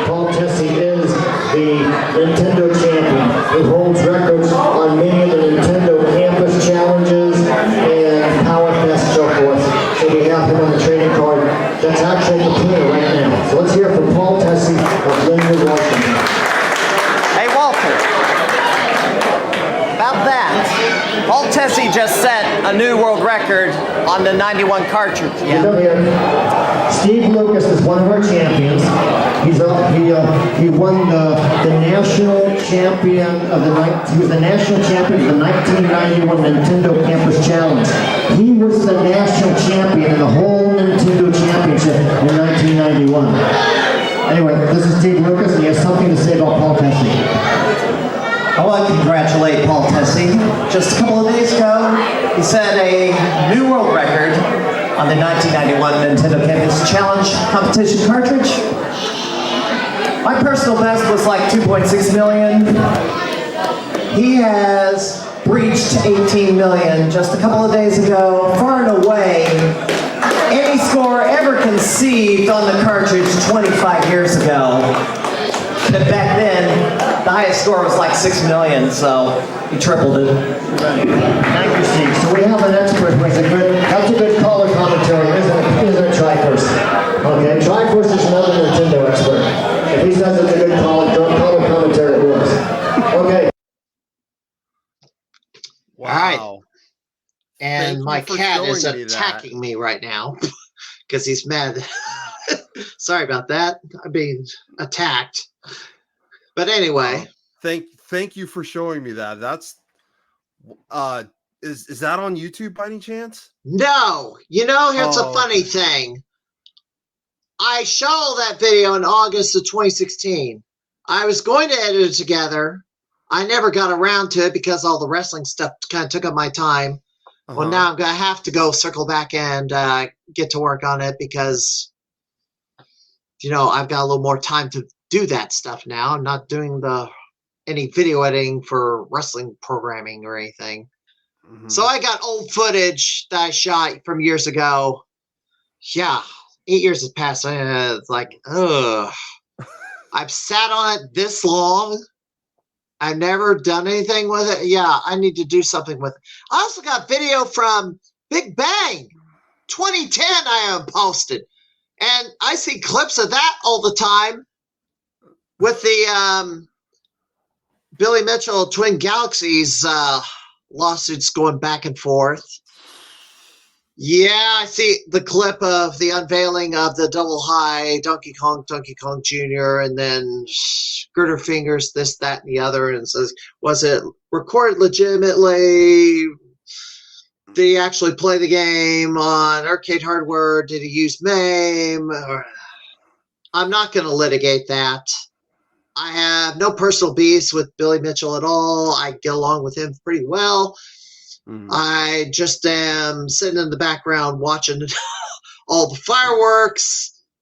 With a big old tub of popcorn.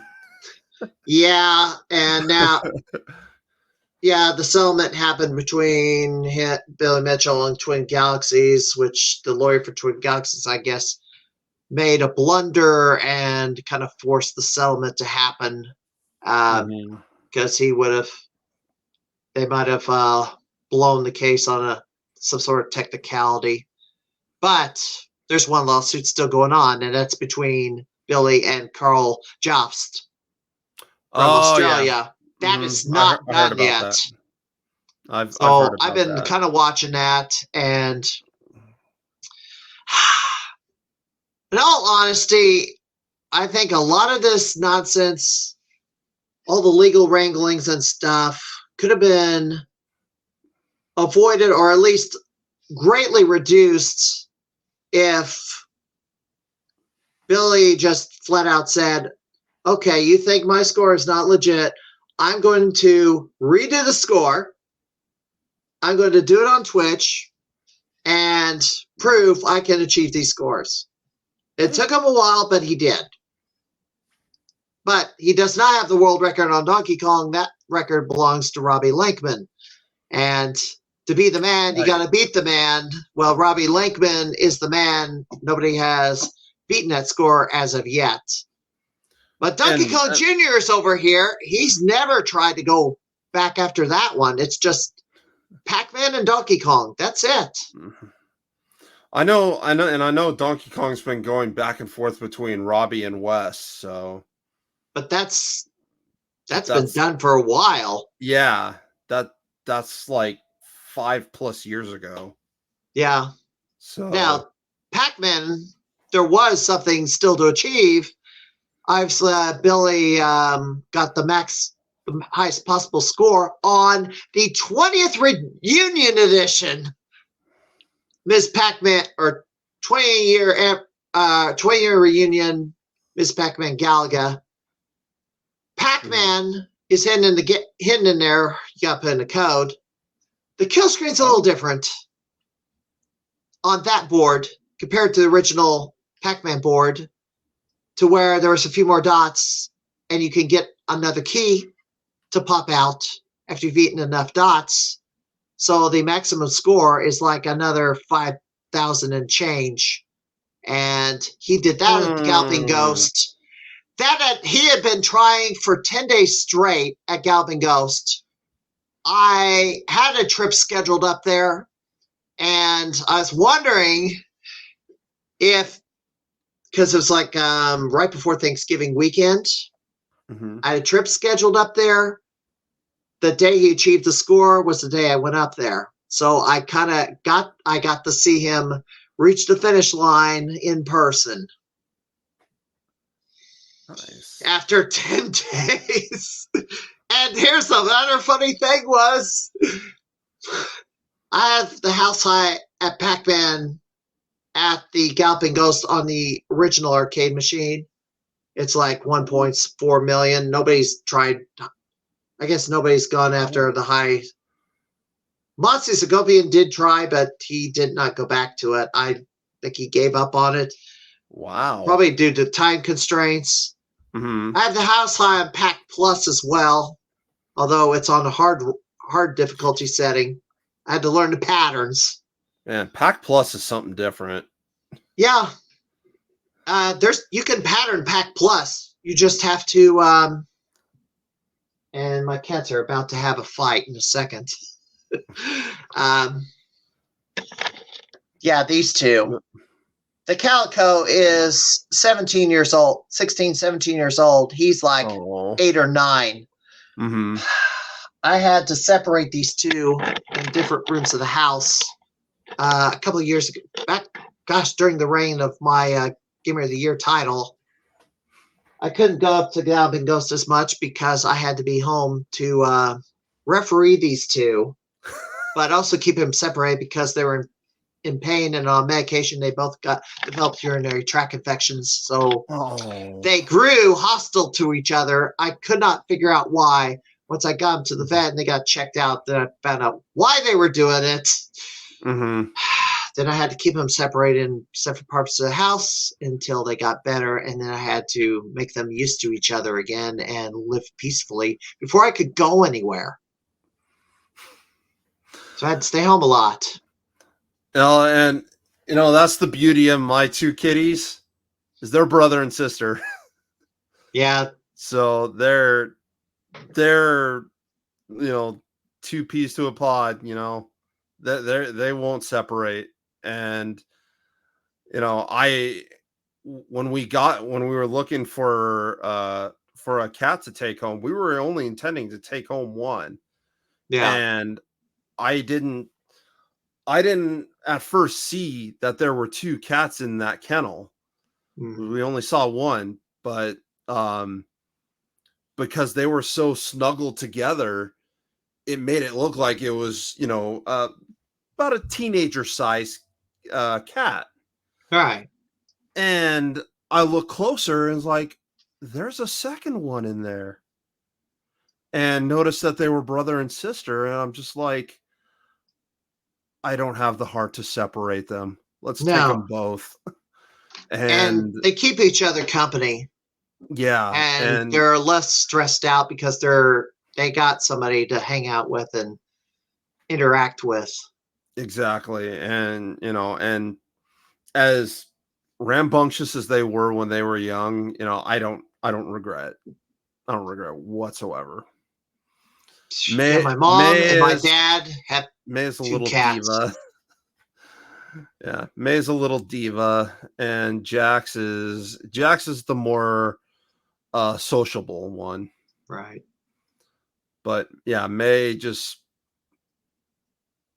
unless you're her human, she'll keep to herself. I forgot. I didn't get an answer for you on the last question. Right. What did you play first? My first video game was the NES, Christmas of 1988, Super Mario Brothers. What was the first arcade game you ever played? Oh God, I don't know. I have no idea. What was the first? Do you remember the first time you went to a video arcade? The first experience, or something got you interested in gaming? It was the NES. That's what got me interested. Like I opened up my gift and there it was, a Nintendo Entertainment System. And I didn't know what a video game was. Didn't know anything about it. I was 5 years old. And we were at my grandma's or grandparents' place here in Washington. At the time I was living in California. Right. And so they hooked it up and got to try Mario Brothers, got to try Duck Hunt, and I was hooked.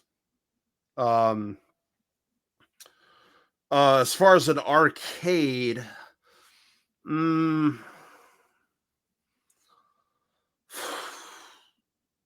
mean, you live in Seattle. Yeah. Mm-hmm. Outside of it, yeah. We know who's home. Which famous game maker is in the state of Washington? Bungie. Nintendo, yeah. And Bungie. Nintendo, yeah. Bungie? I mean, I'm not wrong. I'm not wrong. Which, funny story, I've lived here for so long, I've never even been outside Nintendo headquarters. Yeah, I know. I've got. Stand by 1 second. I know it's Cody. Get out there. And he's playing with the wires now. Even my facility manager at work, he found out that I was a huge gamer, and he's like, Nintendo's just like down the street, right? And I'm like, yeah. Have you been there? I'm like, no. You haven't? Yeah. Yeah, I said the same thing, didn't I? You and so many other people. I would just say, drive out there, take a selfie in front of the Nintendo sign. Yeah. That's all you have to do. I know. How far is it away from your place? Like 30 minutes tops. 30 minutes? See, I would have been over there. First chance I got. I know. This kickball is trying to. So I get so much crap because of it. But yeah, one of these days, hopefully soon, I will go out there and I'll get my little selfie in front of the Nintendo of America sign at the front of the building. Be like, hey, I finally made it! Yay! They've had to have had some sort of public event there. But I don't know. I mean, I had some pipe dream about being a game counselor there after I won the Nintendo campus. It's like, shoot, me too. I wanted to be a game counselor too, but that kind of died in like after the mid-late 90s. Yeah. So, I can tell you the last time I called them and what it was for. Okay. It was for Super Punch-Out. Because I didn't know what the hell to do against Aaron Ryan in the World Circuit. Like, how do I beat this guy? Didn't have one of those player guides, right? No. Now we have the internet, and we can look up all the game facts we want. Well, and I've been playing the game for Lord knows how many years, so I don't need the help. I can beat the final boxer in less than 20 seconds. Yeah, I have not played it all the way through. got some of the way and then just stopped. Probably Mhm. because here's the thing: I kind of need to play in short bursts or spend an entire weekend, and that's why I make those trips up to Chicago to game at the Mhm. Ghost, because I Yeah. gotta kind of have to do it all at once, or just kind of do it in short little bursts. Sure. I And can't well, in the really play a game like Zelda because how much of a time commitment is that? oh, yeah, especially Zelda 2. Well, I'm Holy not talking crap. about the original NES versions. I'm talking about GameCube, Wii, Oh, the Switch. later games. Okay. Yes. Okay. See, Twilight Princess took forever. Skyward Sword. I have it, but I never really started it. I kind of got it at I auction. yeah, I honestly I haven't touched a Zelda games after A Link to the Past. I take that back. I dabbled with Ocarina of Time, but I didn't get very far in it. I did But complete that one. yeah, And then the other one. I just never was a big Zelda fan. Yeah. I respect the games, but I just, once I got through Zelda 1 and Zelda 2 and Link's Awakening Game Boy and A Link to the Past, and I was just like, okay. I mean, I enjoy A Link to the Past, but that's about it. So what do you currently play? I did see your Twitch stream, and the last you're playing a lot Splatoon 3. Mm-hmm. I do play Splatoon 3. They just came out with the side order DLC, and I finished that up. They started a new season, so there's new maps, new weapons. Um, so I've been dabbling with that. I've been practicing. Actually, I've been practicing speed running Splatoon 3 on the single player campaign. I believe it was all gold kettles. Okay. So, but I found out that one of the gold kettles involves the secret kettle, and I'm just like, I ain't doing that again. That I did it once before, and that was an absolute nightmare Right. because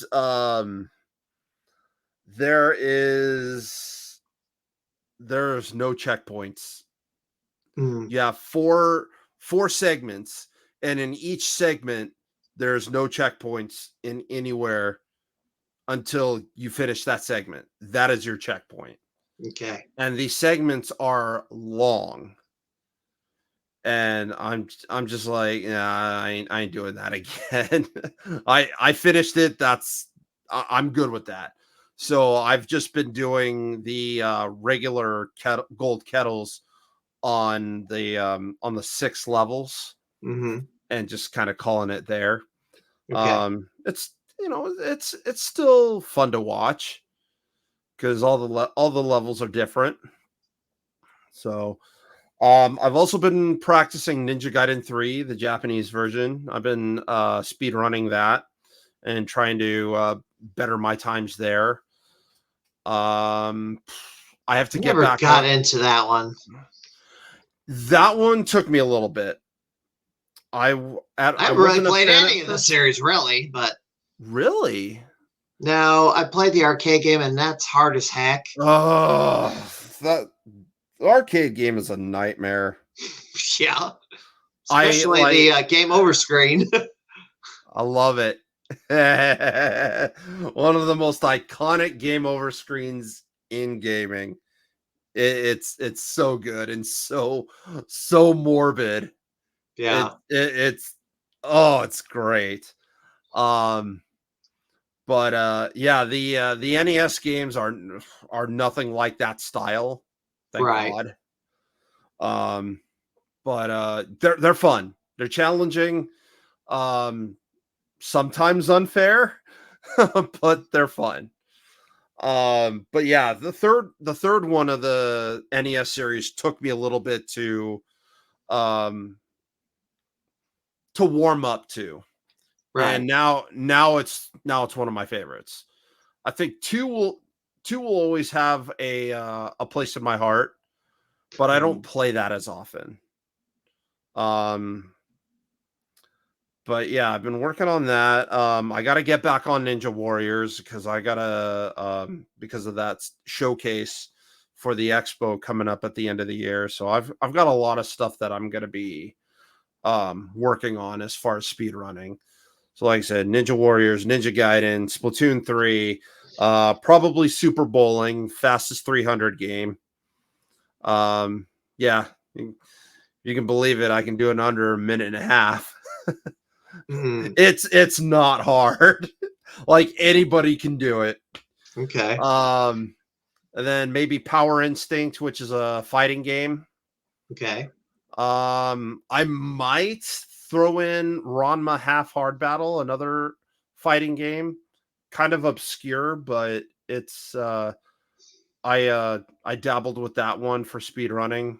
They seem to have promoted that one quite a bit because back in the day, I mean, it was in the lineup of games with the touring Nintendo trucks with the Powerfest.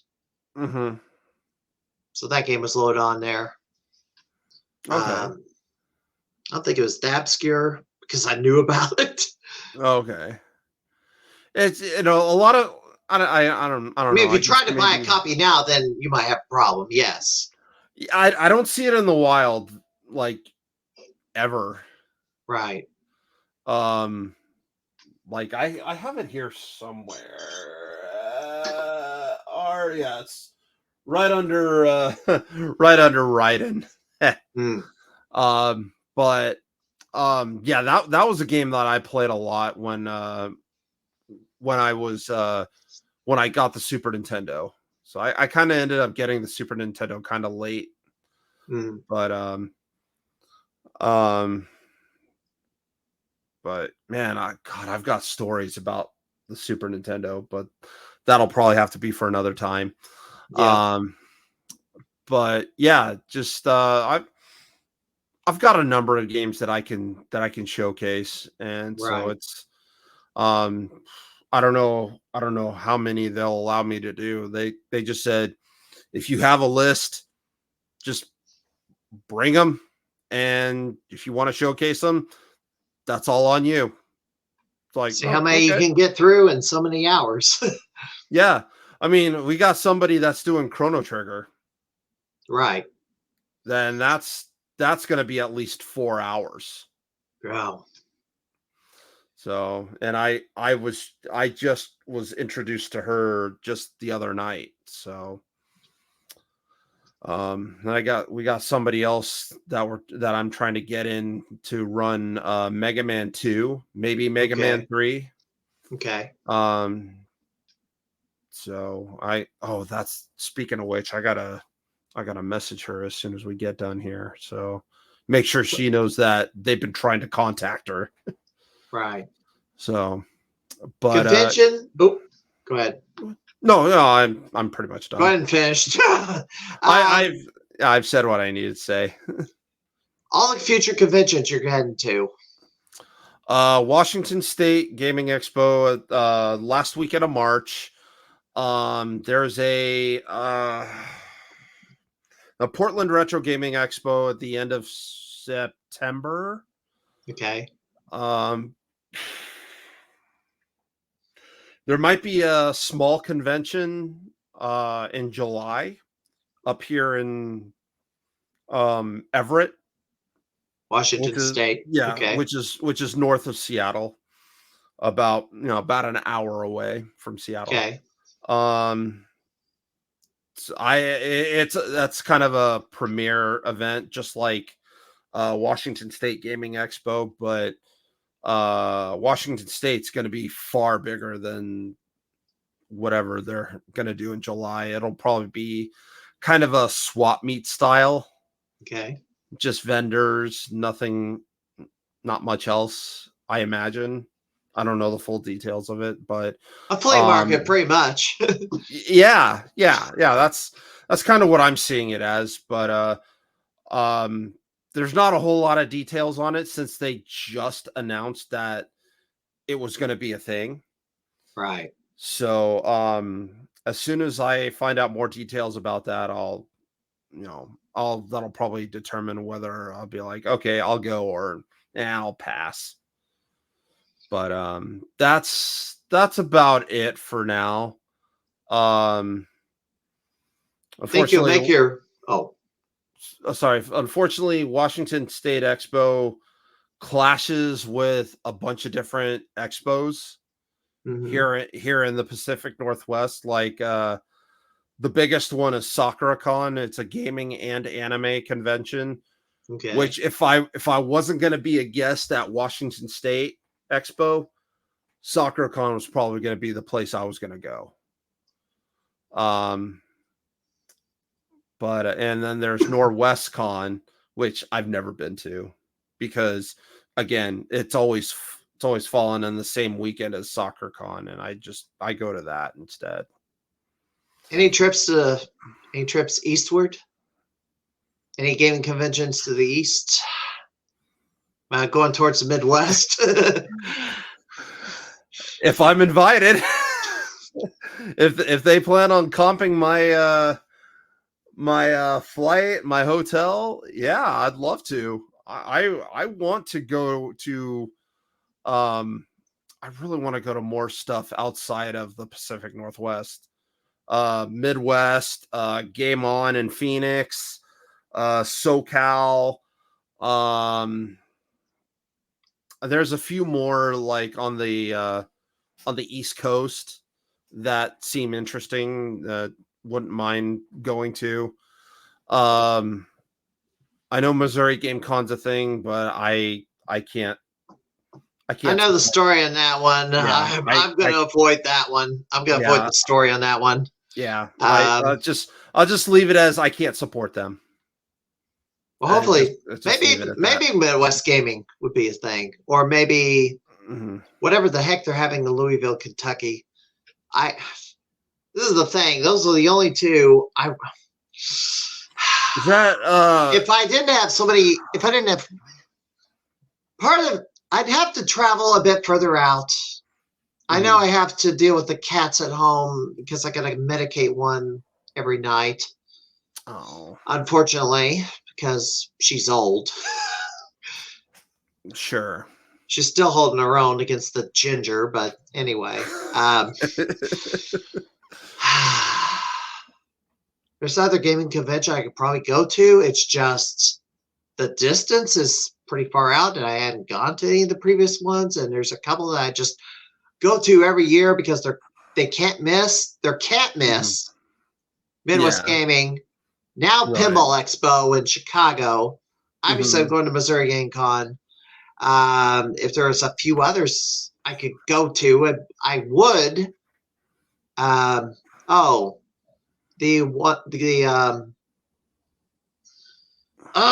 Illinois Game Con in Bloomington, Illinois, which is a little bit. It's smaller, but not that small. But it's in between. It's bigger than Missouri Game Con currently.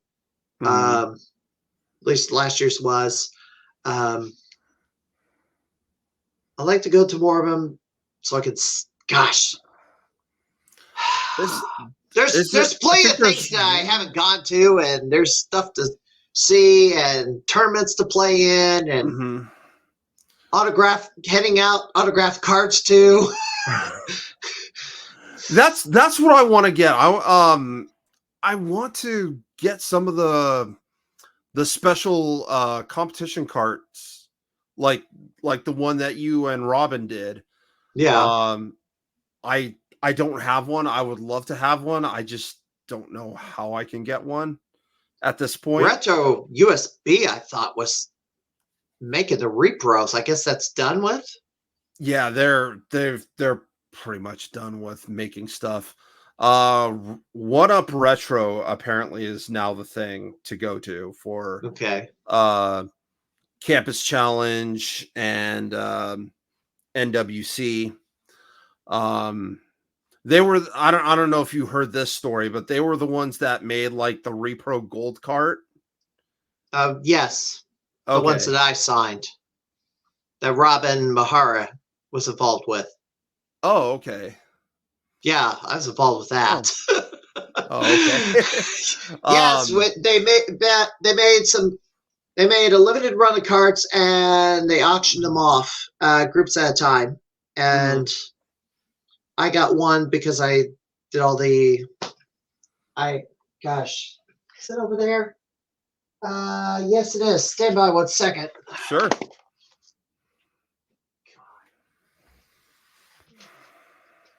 Jeez.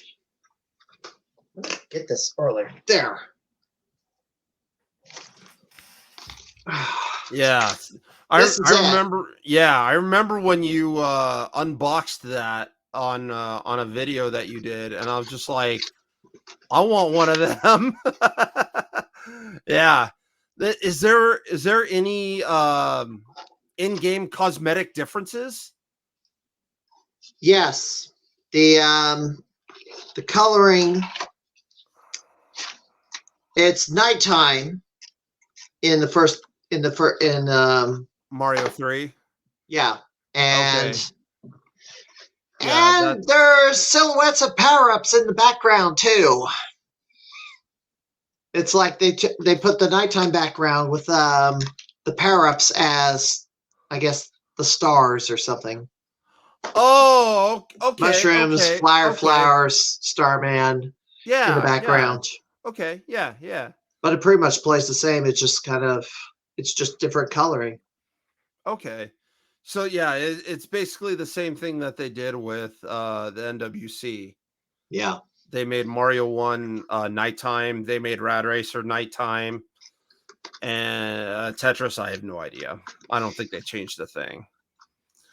But yeah, I don't even have a copy of that. I saw a loose cart of the was it 20th or 25th anniversary? Yeah. And they wanted $5,000 for it. For this?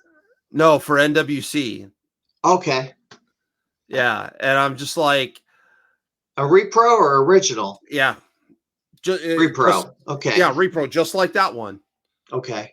But it was NWC, and the saddest thing is I know the vendor personally. He's a buddy of mine, and I was so tempted to just be like, you know what?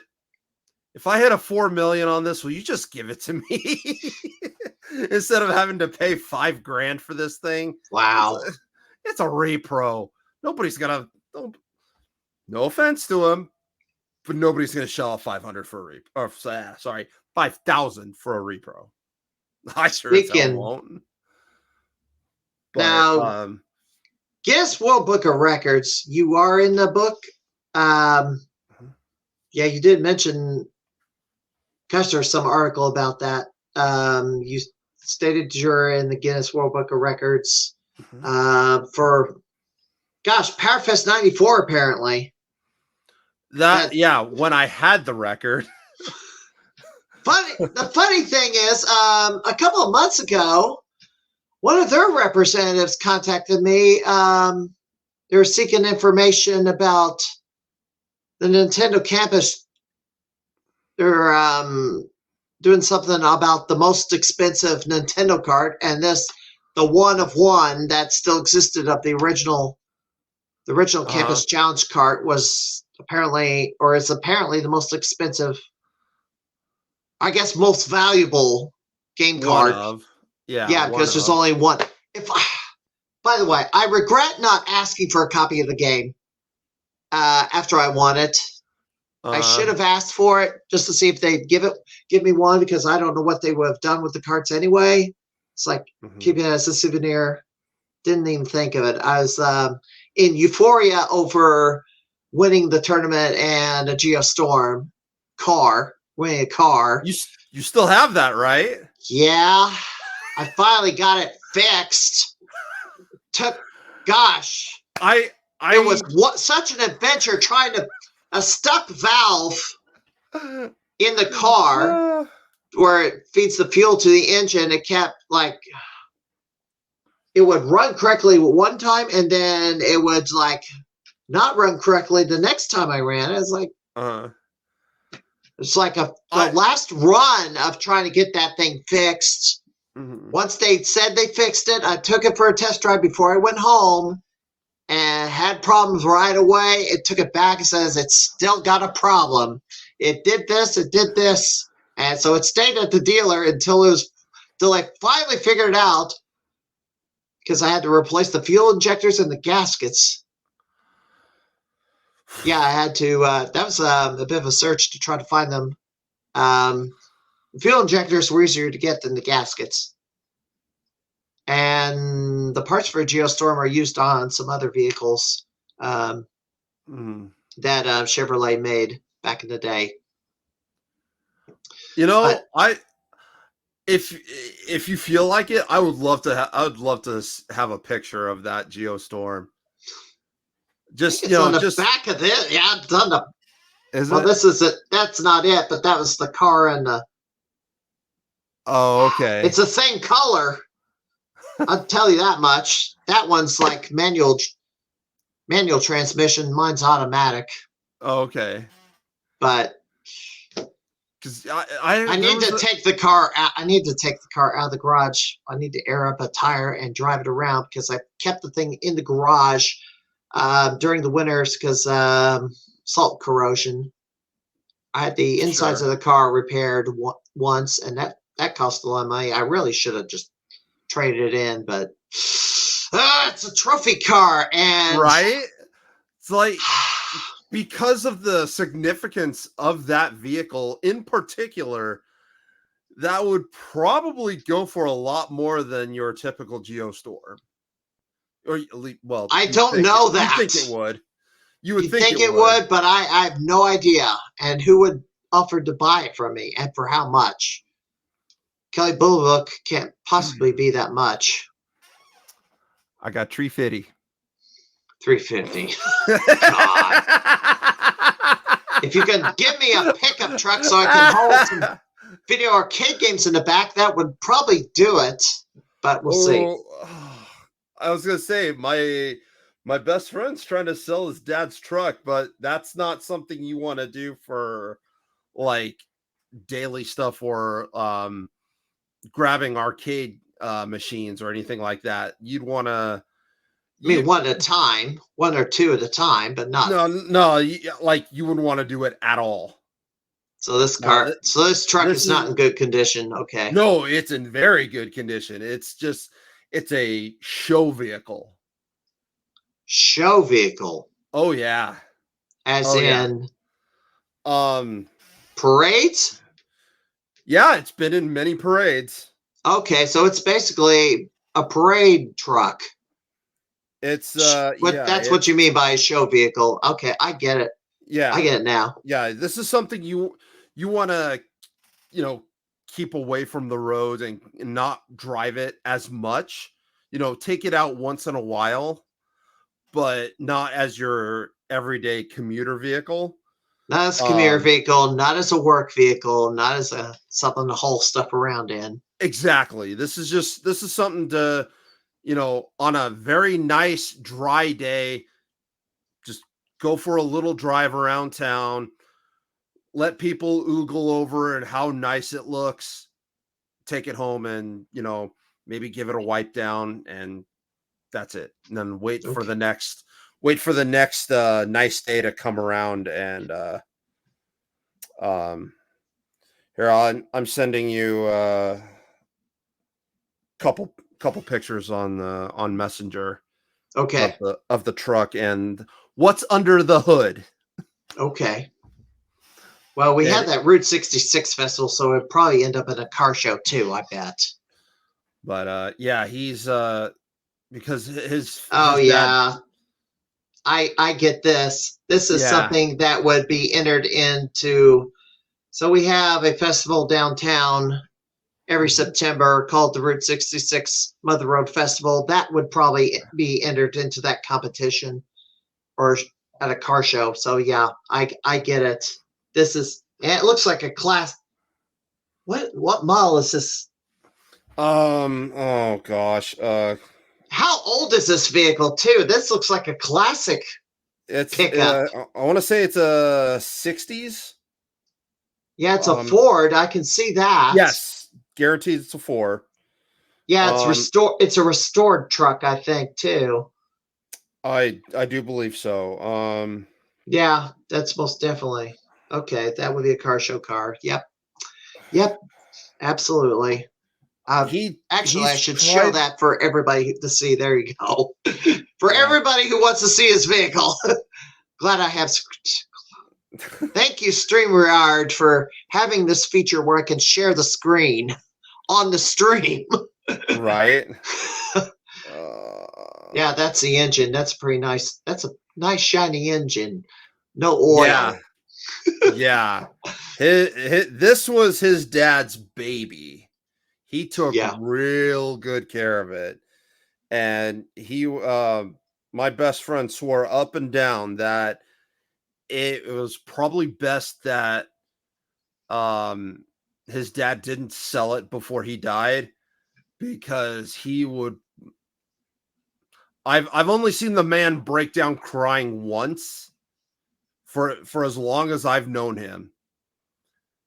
And if I was there witnessing him see that truck go away to a buyer, I probably would have seen him break down twice in my lifetime.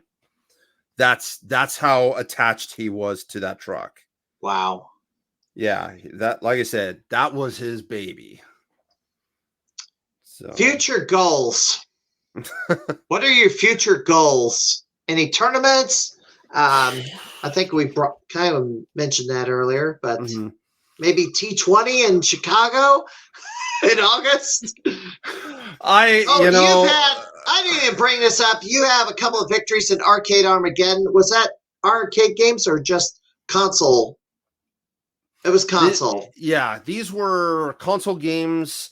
Let's see. The first Arcade Armageddon I did was in 2013. The qualifying game was the 1990 NWC. That was before I ever broke 1 million. And I qualified second with like a mid 700,000. So that score was practically untouched until like the last half hour when somebody else got slightly higher than I did, which fine, whatever. I wasn't too invested in it, but it definitely got the attention of the people that was running the tournament. Right. So because everybody else was hitting like tens thousands or 100,000, basically no higher, I think, than like 250,000. Then I show up with a 700 something, and they're just like, "Ooh, okay, we got a contender here." So, the games that year were 10-man Saturn Bomberman, which until that day, I had never played a Bomberman game. Yeah, that seems to. Video Game Summit has a Bomberman tournament every year. That's another gaming convention I go to on a regular basis now. It's also in Chicago. They have merged it into the Pinball Expo this year, so it's a combined event in October. It's going to be the 40th year for the Pinball Expo, so expect this one to be a much bigger deal than last year. Probably as big a deal as it was at the 30th, which was the first time I went, was the 30th. And I started going every year. Nice. Okay. So that was the first game. I ended up winning the very last round of that. Second game was Sonic the Hedgehog 2 for the Genesis. 2-player mode. Third game, semifinals, was Street Fighter 2 Turbo. I felt so bad for my opponents because I don't know if I ever shared this story with you. No. So so there was top 4 for this game, right? Okay. And while the first two guys were going, I was standing with a friend of mine watching them, and I see the guy over to my left talking to his friends, and I overheard him ask them, "So how do I block?" Oh boy. He's never played it. So I should say this also. Galloping Ghost has that hardcore title. You don't know what game they're going to draw. Right. Somebody, and this is, I might as well just put it up there now. My next guest on the podcast will be Jose Nacho Libre Vasquez Jr., Blade Wars contender, Galloping Ghost arcade gamer. I am batch for a hardcore title. We drew Arm Wrestling, which was released by Nintendo. No, Arm Wrestling. Arm Champs is a completely different game. Huh. Arm Wrestling, you know those double screen things Nintendo had for Punch Out, Super Punch Out, Play Choice 10. Oh, well, okay. They had another game that uses two screens. It was Arm Wrestling. The character that crossed over for Arm Wrestling was Bald Bull. Oh, darn it. I was hoping Super Macho Man. It would make so much sense. Yeah, but yeah, Bald Bull. Okay. Oh, I have seen this. Yes. It was a long time ago since I've seen this, but yes, I have seen this. Well, Jose drew this game. He never played it before, and he got 0 points. Oh, no. Oh, no. Yeah, and I guess he did not participate in T20 because this was a T20 game. This was also a Pinball Expo game, tournament game. I could get past this guy and Tex Mac. Hang on a second. I'm getting confused. Here's Bald Bull under the mask. Yeah. What you have to do is, I guess this video is not gameplay video, but he throws a headbutt. You have to dodge it. Then you have to yank the mask off. And there he is, Bald Bull, surprise. Unmasked. And that's the only way you can beat him, is you have to unmask him. This is the robot. Gosh. This was a pain in the butt to beat, too, because you have to grab the magnet out of his hand, because that magnet was used as an unfair advantage. Okay, I see. Yeah, all right. The worst one to deal with was the 5th one. Well, he's going to grab the magnet right here. See, you got it. Oh, slick. Yes. Okay. That's the only way to beat him. This guy right here, I couldn't get past him. The timing because he says wait, and then he spews fire at you, but he doesn't do it every time. So you're trying to dodge the fire. See, here we go. I'm trying to dodge the fire. I just haven't gotten the timing. And he's going to do something different. Nope, he did the same thing. I kind of thought he did something different. And you got to catch the money bag by pulling it up on the joystick. Oh, he didn't catch it. He got he knocked out by the money bag. Yeah. Oh, bounced. Interesting. Yeah. So that was Arm Wrestling. I'd only seen that game, a video of that game just like once, and that was just for like a few seconds. Galloping Ghost has it. I totally forgot that existed. Yeah. Gosh.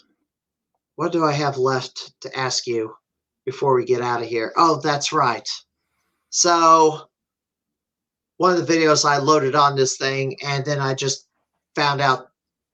I didn't know this, but apparently you played somebody at Tetris years ago. I'm going to throw this up here. And there, away we go at the bottom. Game 3. Oh, You man. played against For a long day of Jonas Neubauer. Mm-hmm. I did not know he passed away 3 years ago. everybody has up. He died January the 5th, 2021. Had a medical episode of some sort that drove him into a coma, and he never recovered. Passed away. They were so the story that I heard was he and Heather, his wife, had just moved to Hawaii from California. Really? Yeah, they had just moved. Probably not even a week in. He ended up having I guess he was moving some stuff and he just dropped. Collapsed. Yeah. And therefore Buko's Tetris ready now. yeah, no, he's Ahead by half a Tetris. then after that he That just long piece is getting droughted. Yeah, Sorry. he would never. I know it's emotional. That line piece placement by Duda. yeah, Um, he didn't wake up. No, he did not. And yeah, I didn't want to really get super emotional, and you are getting Sorry. emotional watching this, and I understand that fully. Yeah, no, I yeah.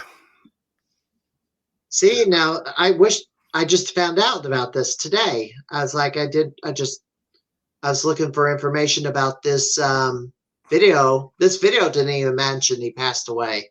Yeah. It's like it wouldn't. doing an analysis, but this was the matchup where you defeated Jonas 2-1 in a major upset. They Mhm. said. Yep, probably. They're saying that there were, technically other bigger upsets, like later on. Mhm. But let's be real. This was the biggest upset in CTW. I mean, you made a history. name for yourself from this. I mean, really made a name for yourself, kind of at another level. I wish I could say it was for the positive, but yeah, a lot of The caliber of player you defeated. I mean, there's something to be said for that. Yeah, And it's just people. There were a lot of people. Obviously Jonas had a huge following. right. And then some random nobody. By the way, I should have never been able to pull that off.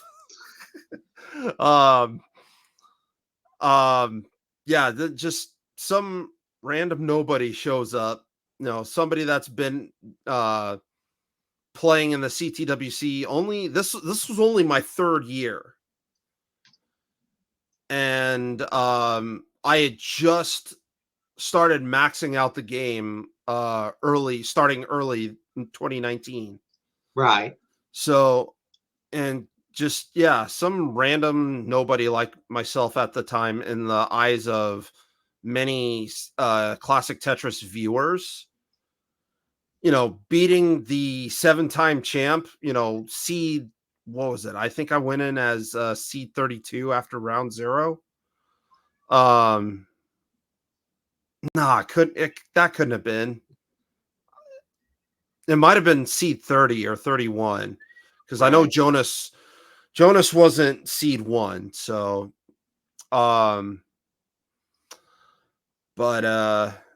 it for people to see Jonas lose in round 1 to a low seed like myself, I just happened to be the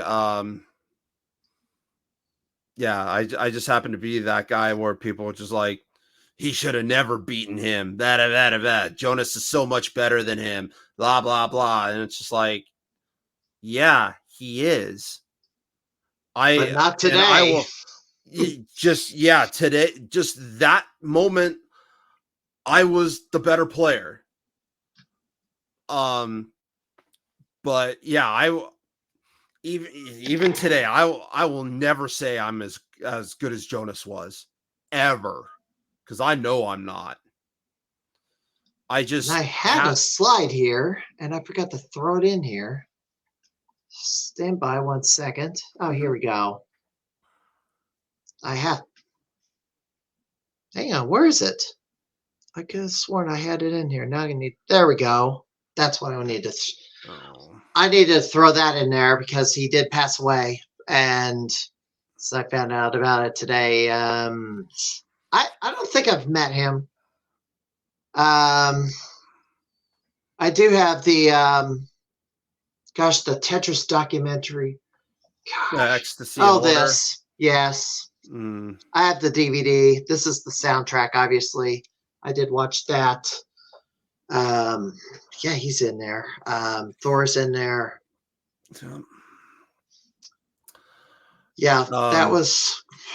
But I'm not. I'm nowhere close to even being good at that Tetris like these guys are. Yeah. Jonas was just as nice as you see him in Ecstasy of Water. Right. You know, he was one of the nicest stand-up people you would ever meet. I can't think of anybody that could say a bad thing about him. Yeah, I wish he could see what Tetris is, what's going on with Tetris right now. Yeah, that one kid managed to beat the game. Well, crashes. Yeah, that too, and 10 million was recently breached. Yeah, for the first time, but he went above and beyond and hit 16. Yeah, in which making him the first to break 10. But yeah, if he could just see what's going on, yeah, it's crazy. It's yeah, I miss him. I wish he was still here with us. Yep. Hate to end on a somber note, but guess we've reached the end of this. I did announce my next guest. Jose will be on next week. I'm kind of gonna. I think I've got a pattern down. I'm gonna kind of vary the level of guest, just because my third guest on this podcast I went 3 hours and 20 minutes. We're at 2:45 for this podcast. Yeah. I think a lot more people are going to watch the replay than we're able to tune in live, but that's probably, I kind of expected things to be that way. Sure. As I go along. So that'll be it. Your Twitch stream is on MegaRetroMan on Twitch, and you stream pretty regularly. In fact, you streamed yesterday. When you streaming? So where are you streaming next? Tomorrow maybe. Tomorrow, what will you stream? What are you gonna play? I know I said that I gotta work on some speedrun stuff, so I'll probably be doing that. Definitely gonna get back onto doing Ninja Warriors. I just had my affiliate anniversary earlier this week, so I started playing a bunch of favorites on the Super Nintendo, including Ninja Warriors, which was the first game I played. So I have to excuse me, I have to get back into running that and kind of get back into the swing of things, because I kind of, I didn't really have a need to play it because I have top times in all categories, all 3 characters in both difficulties. So so I just really haven't had a want to try and improve. But I'll be working on those. I'll be working on Ninja Gaiden 3 and various other titles. And maybe throw in some Splatoon, maybe throw in another set of Powerfest to try and get that record back.